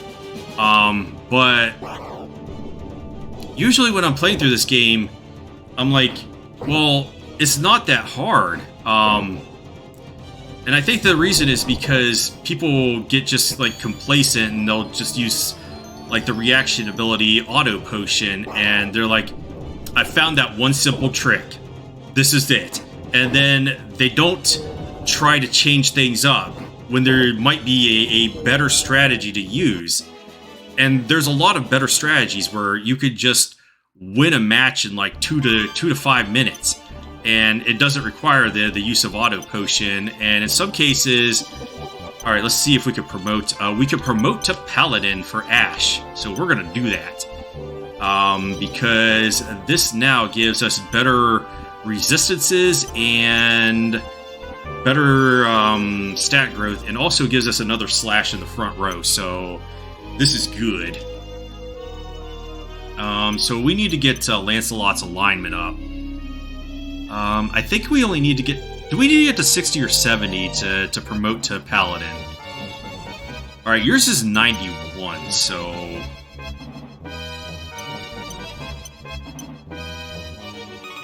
I don't know. It might be 70. But yeah, some occasions it is, if you just change your reaction ability away from auto potion to something else, you're going to find something incredible that just does an amazing thing. And I've got a few of them, but I'd actually have to play through the game and get to that stuff. So I thought what I wanted to do is just, alongside my normal playthrough, where I'm just, I'm going with a full group, I'm gonna do like, this is a Ramza solo, and I'm just gonna be like, yeah, what I'm gonna do is, the only challenges to this is that I have to deploy only Ramza, and he has to be in his base squire form. So, that's the sort of challenge I want to do. And outside of that, outside of banning, I was going to ban 3 abilities, because I view them as overpowered, but I'm thinking one of the abilities I was going to ban, Ignore Height, might be necessary to do a really cool thing, but I have to test that out. that I want to do. I would obviously ban Blade Grasp Shira Hadori because that skill is bugged. It's way too overpowered and makes the game just arguably way easier than using Auto Potion. Because Auto Potion just drops the lowest potion that you have on you, so this is able to keep you healthy, which is why a lot of people like to crutch on it. And fight it out. So with Shira Hadori, it's not even a percentage. It'll lower something down to like, if you go up to 100 Brave, it'll lower to like 3 out of 400 chance to dodge something, which is insane for them to try to hit you. And then it explicitly states you can't use this against arrows and crossbow bolts, but it still triggers and you still catch the arrows and crossbow bolts with it. And then things like guns, which are unevadable, you'll catch the bullet, which is just what? And then it'll also activate against back attacks, which is supposed to be where you have the best chance. So there's actually 2 abilities that, well, maybe 3 abilities that do that, but I find the other 2 far less abusive because Blade Grasp will just let you just walk through with practical invincibility throughout most of the game. Yeah, it doesn't protect you against magic, but you could just absolutely tank your faith to build a almost unkillable murder machine with it. So I would definitely ban that ability. Alright, let's move and then move back. And what do we have going on down here? Oh.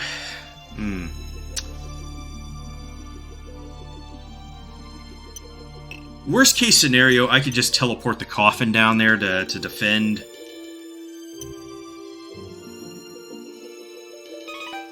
So I'm gonna have to watch that.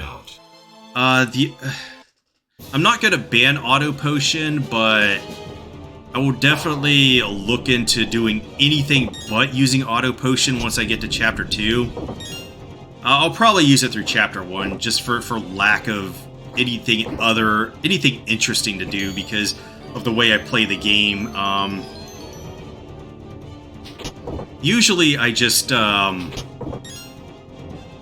make a squire.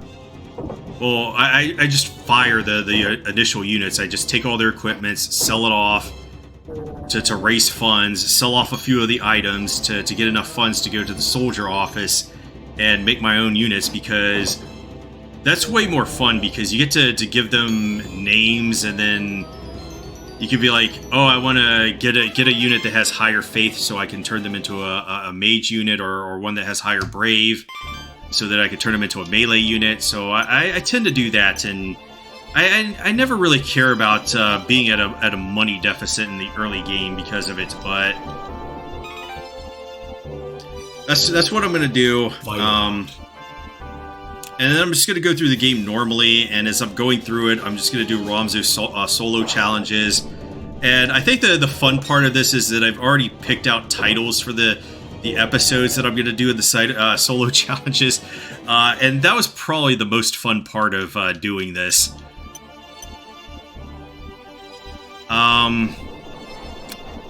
Ooh, this is going to be tight.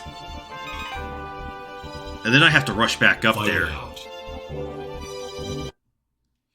Okay.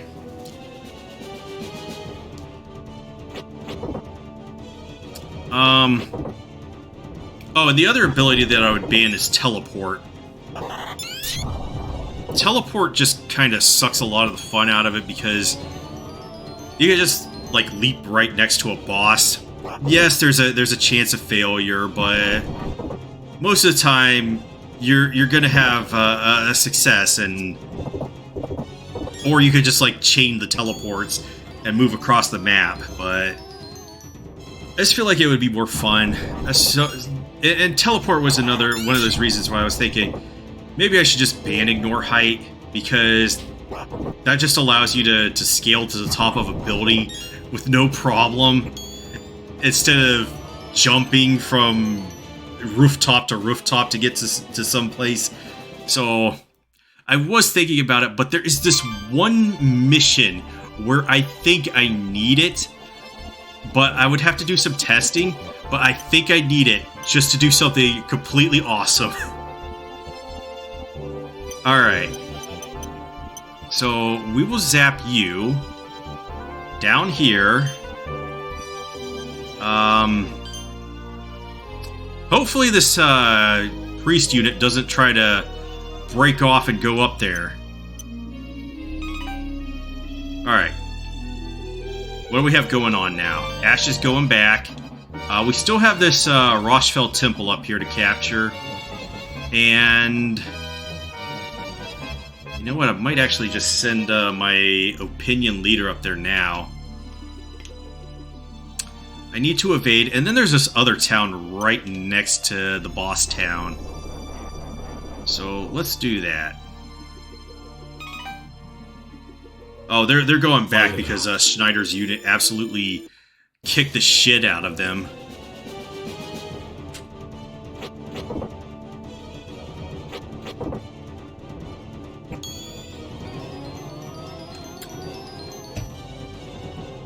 But I'm probably, when I do the Final Fantasy Tactics playthrough, I'm probably just going to make it clear that I don't think you're a shitty person or something, that if you're using auto potion, but I would like to come up with something that's more interesting, even if it's just like a niche strat that's going to only work on this one map or something like that. Because if it's interesting, and also if it's a more stylistic approach to it, that's what I want to do.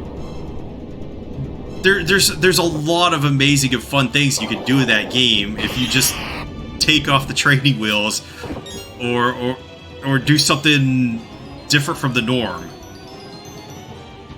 And I'm hoping that while I do that, because I'm gonna try to do my solo missions and my normal missions differently, Fight it out. or ever so slightly differently, that it's a little bit more interesting, just to show that there's so much you can do in that game.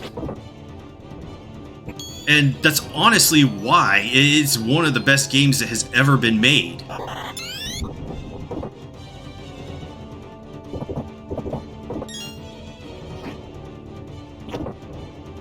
But we're here right now at the roots, the beginning of it all, and it's not a bad game, but it just does not have the depth of the sequels and stuff.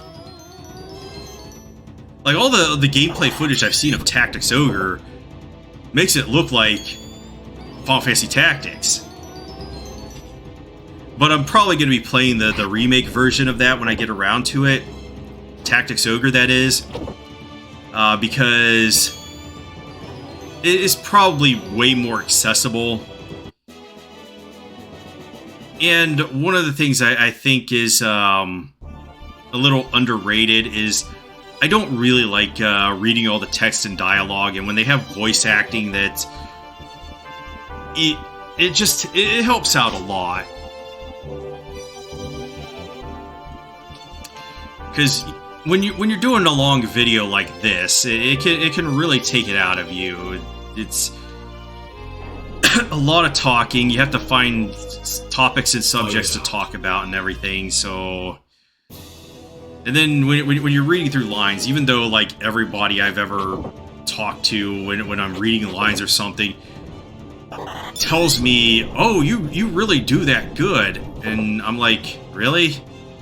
I just feel like this is my normal voice or whatever, but I don't know why people seem to enjoy it. Like, personally, I don't even like my own voice, so it's just somewhat weirds me out. They're like, "Oh, you're a really good speaker," and I'm like, okay.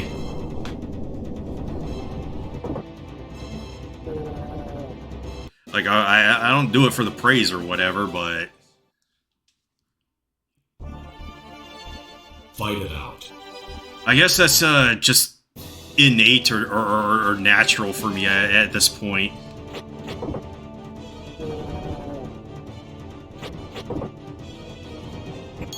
Of course, I did take speech class and stuff in high school. I don't think my teacher was endeared to some of the things I did, but you gotta have fun sometimes.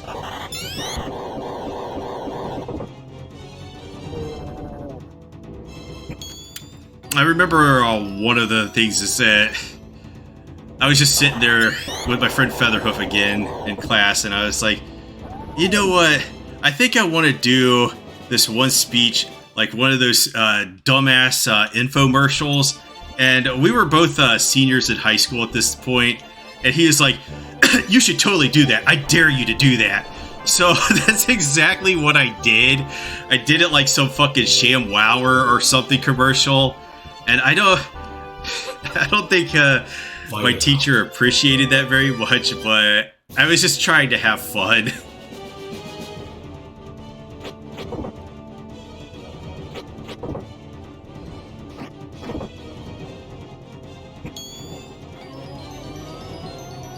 I can't even remember what it was, but it was selling something on a floppy disk.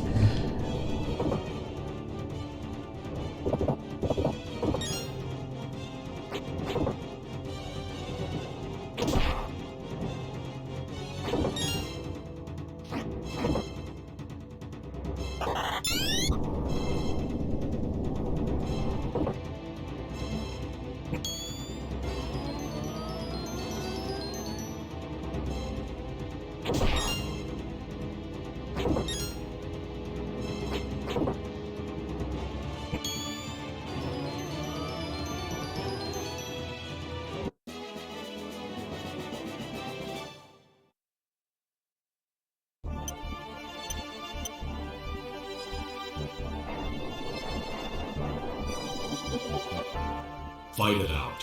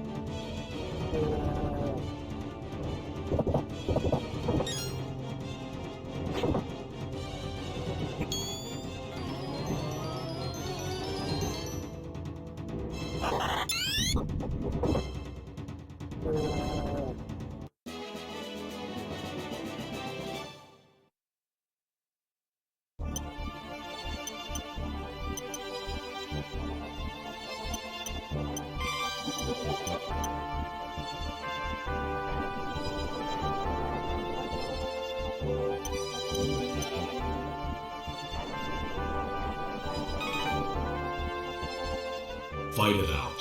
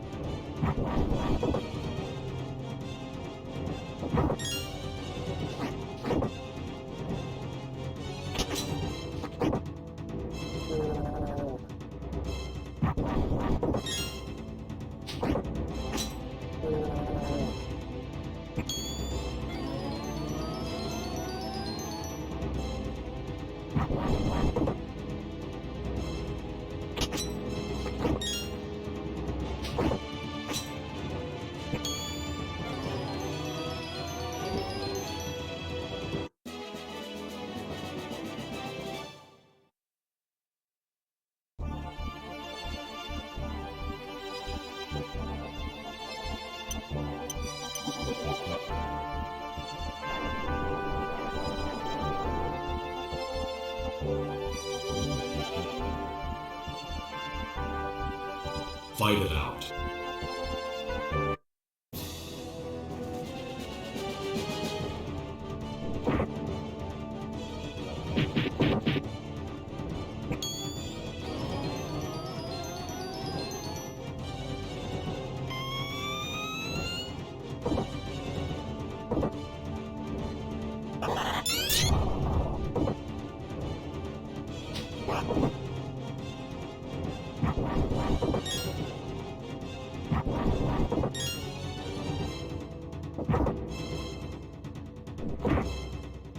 Fight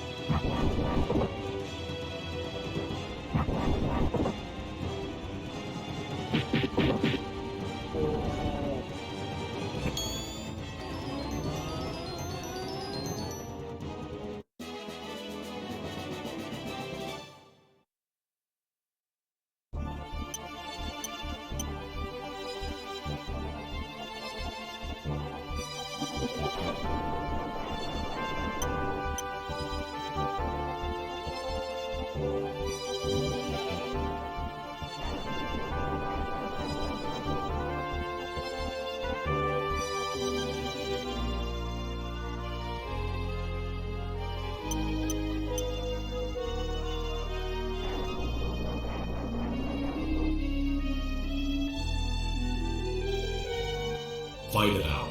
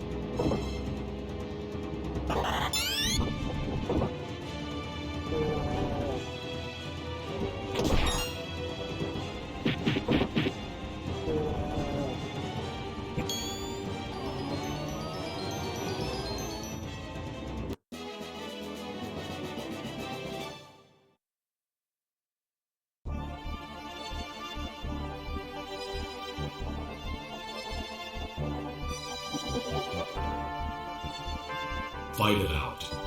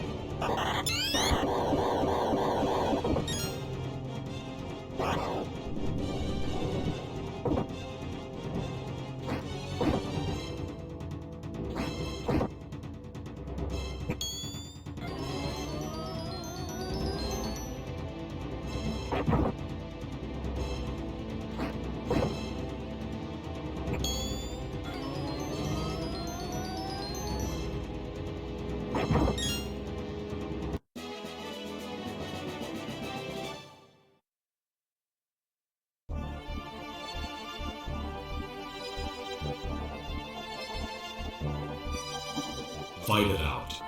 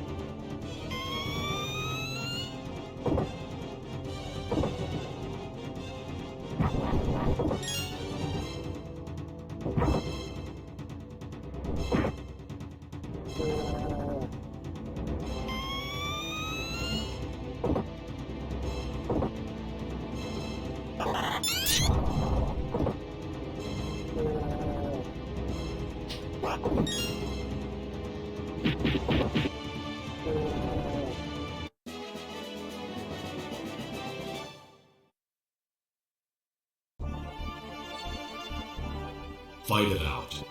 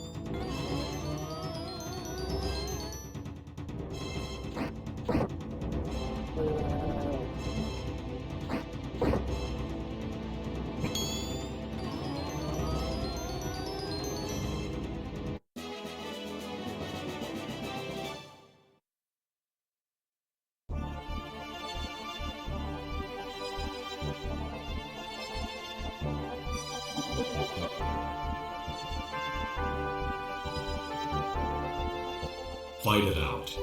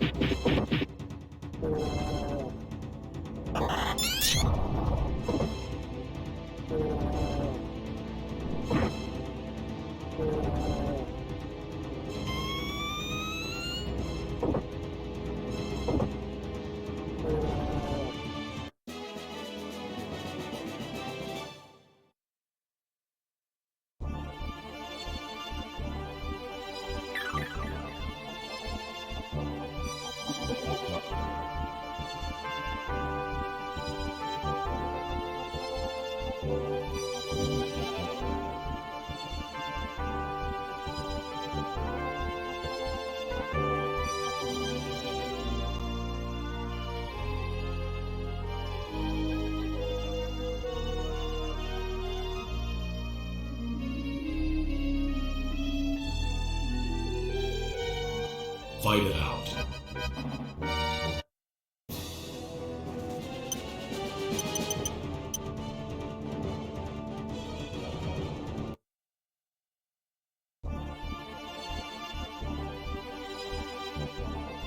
Liberation.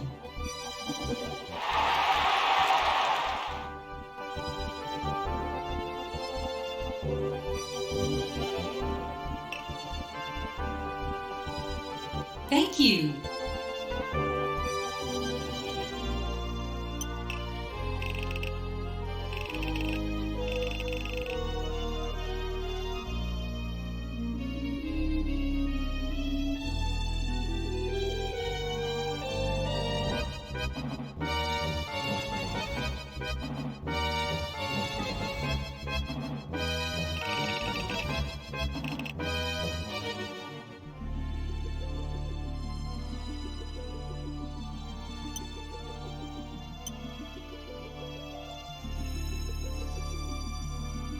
Fight it out.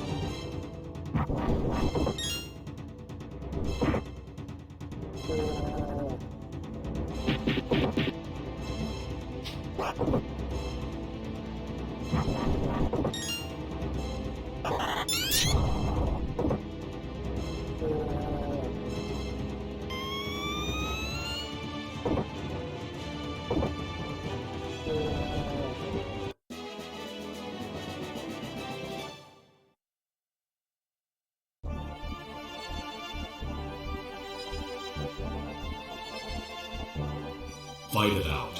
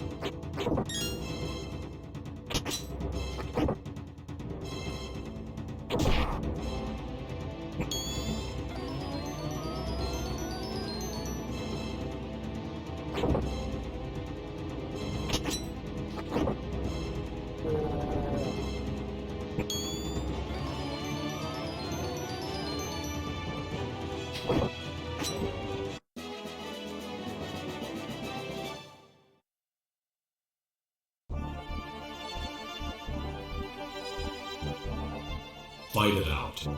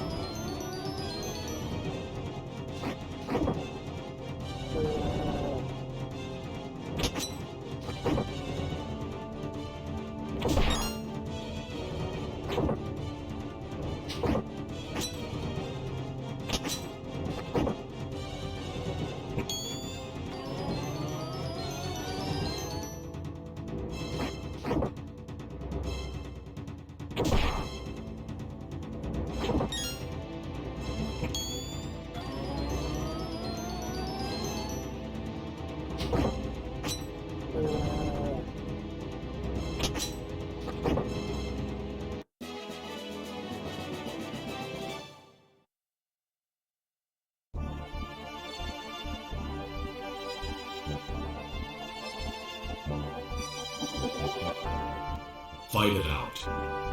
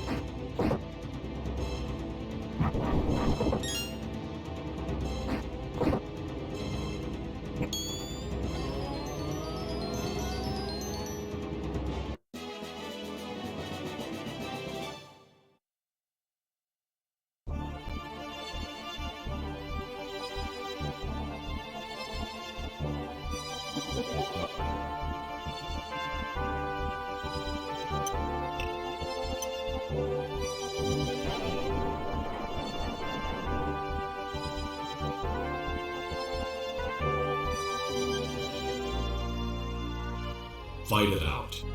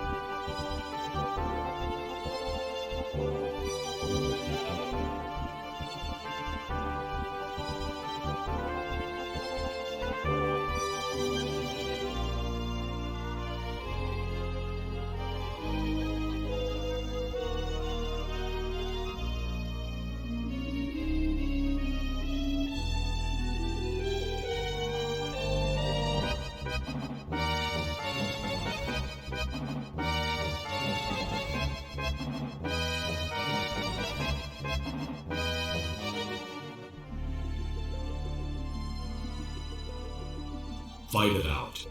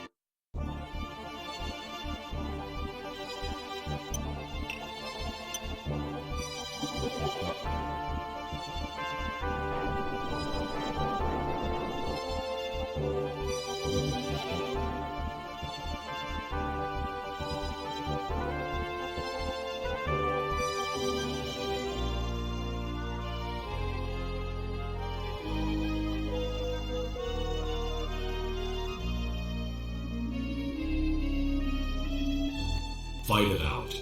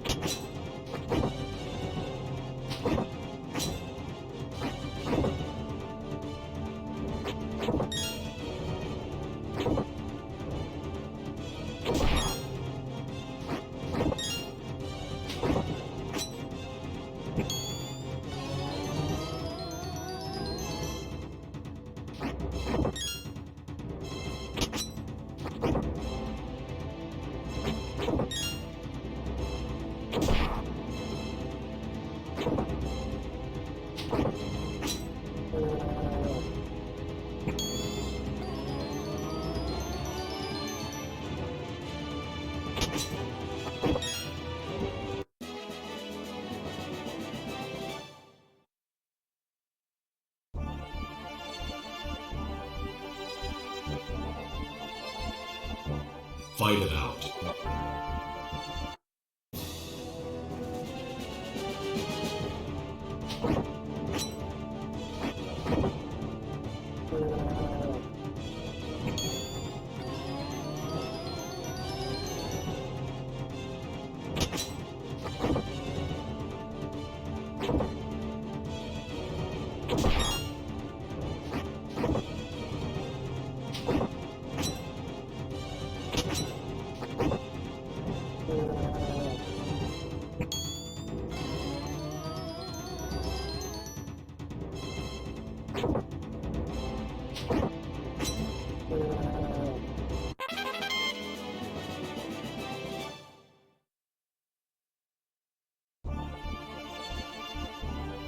Fight it out.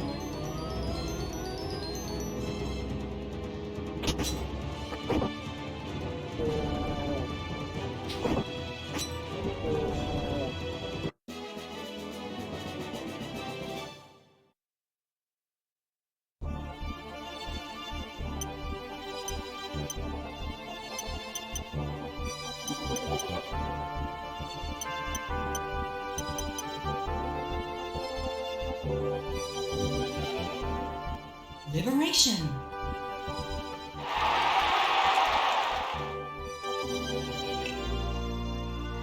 Lucky.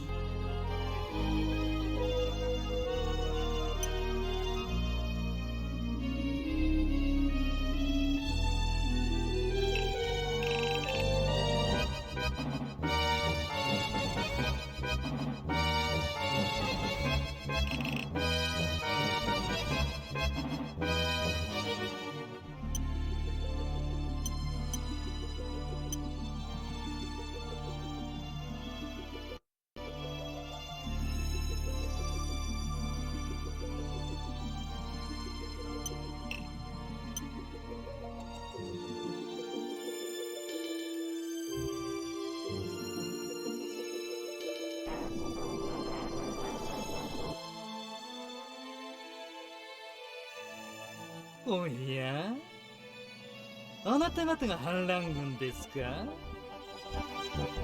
いけませんね。私は邪魔をされるのがすごく嫌いなんですよね。あなた方など私のタロスちゃんにかかれば。Fight it out.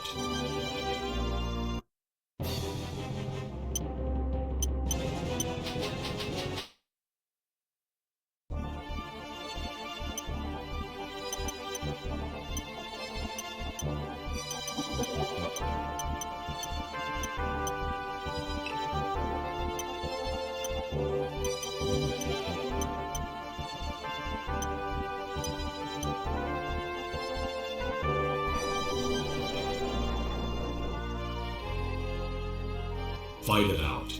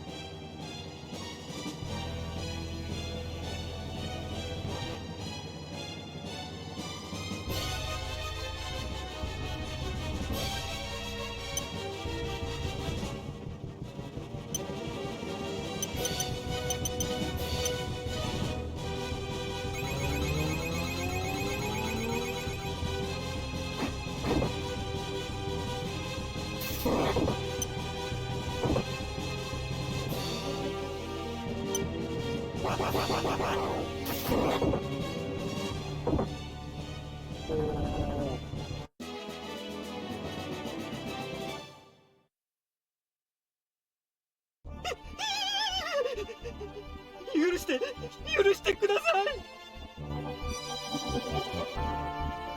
10万ゴートでどうか。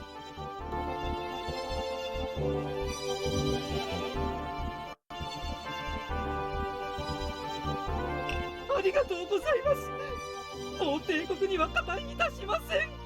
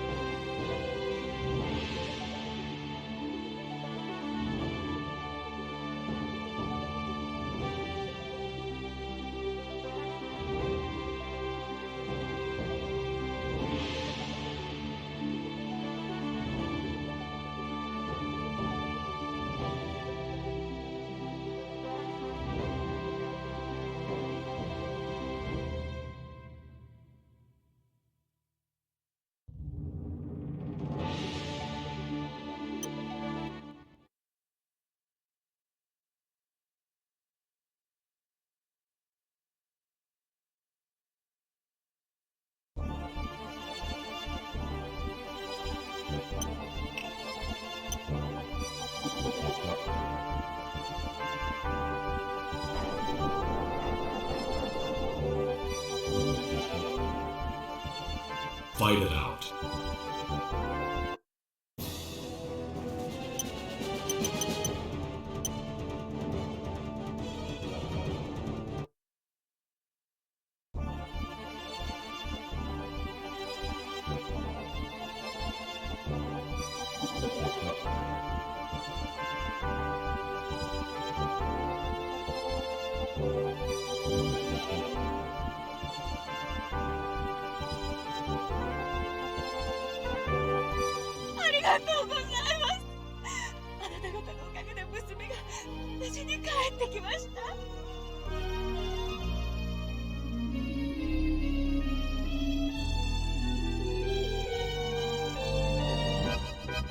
これは我が家に伝わるポルトスグレイブと呼ばれるものです。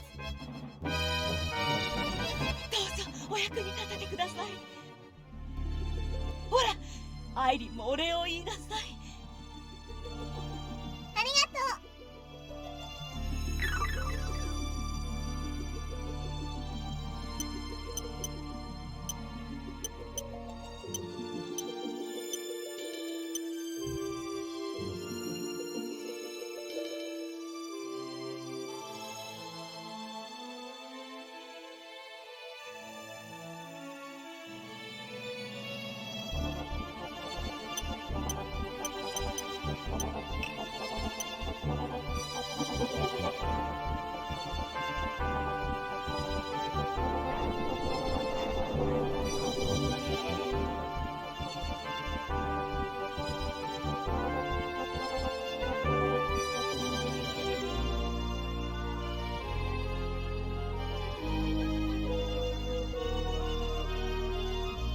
Liberation.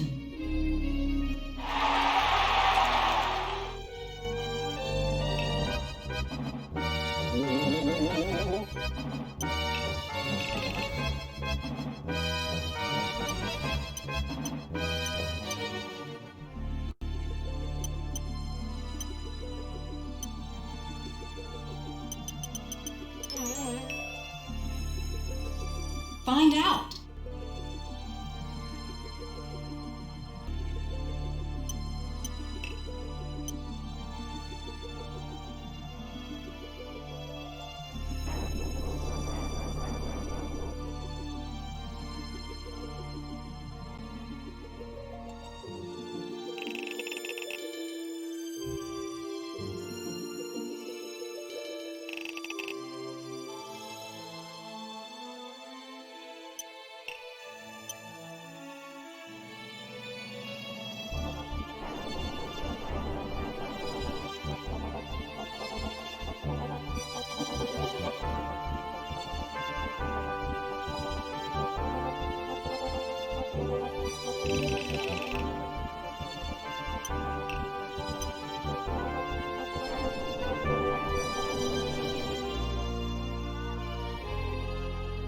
Fight it out.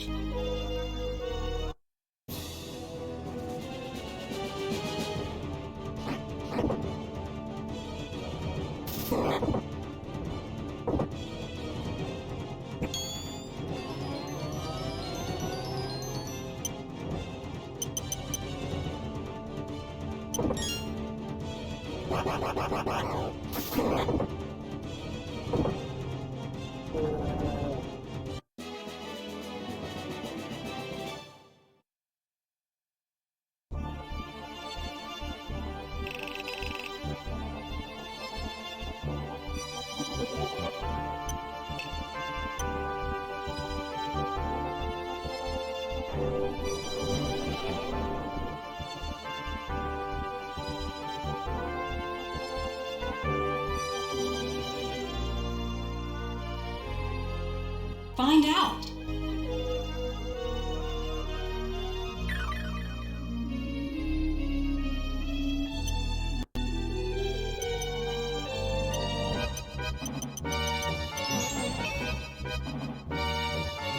Find out.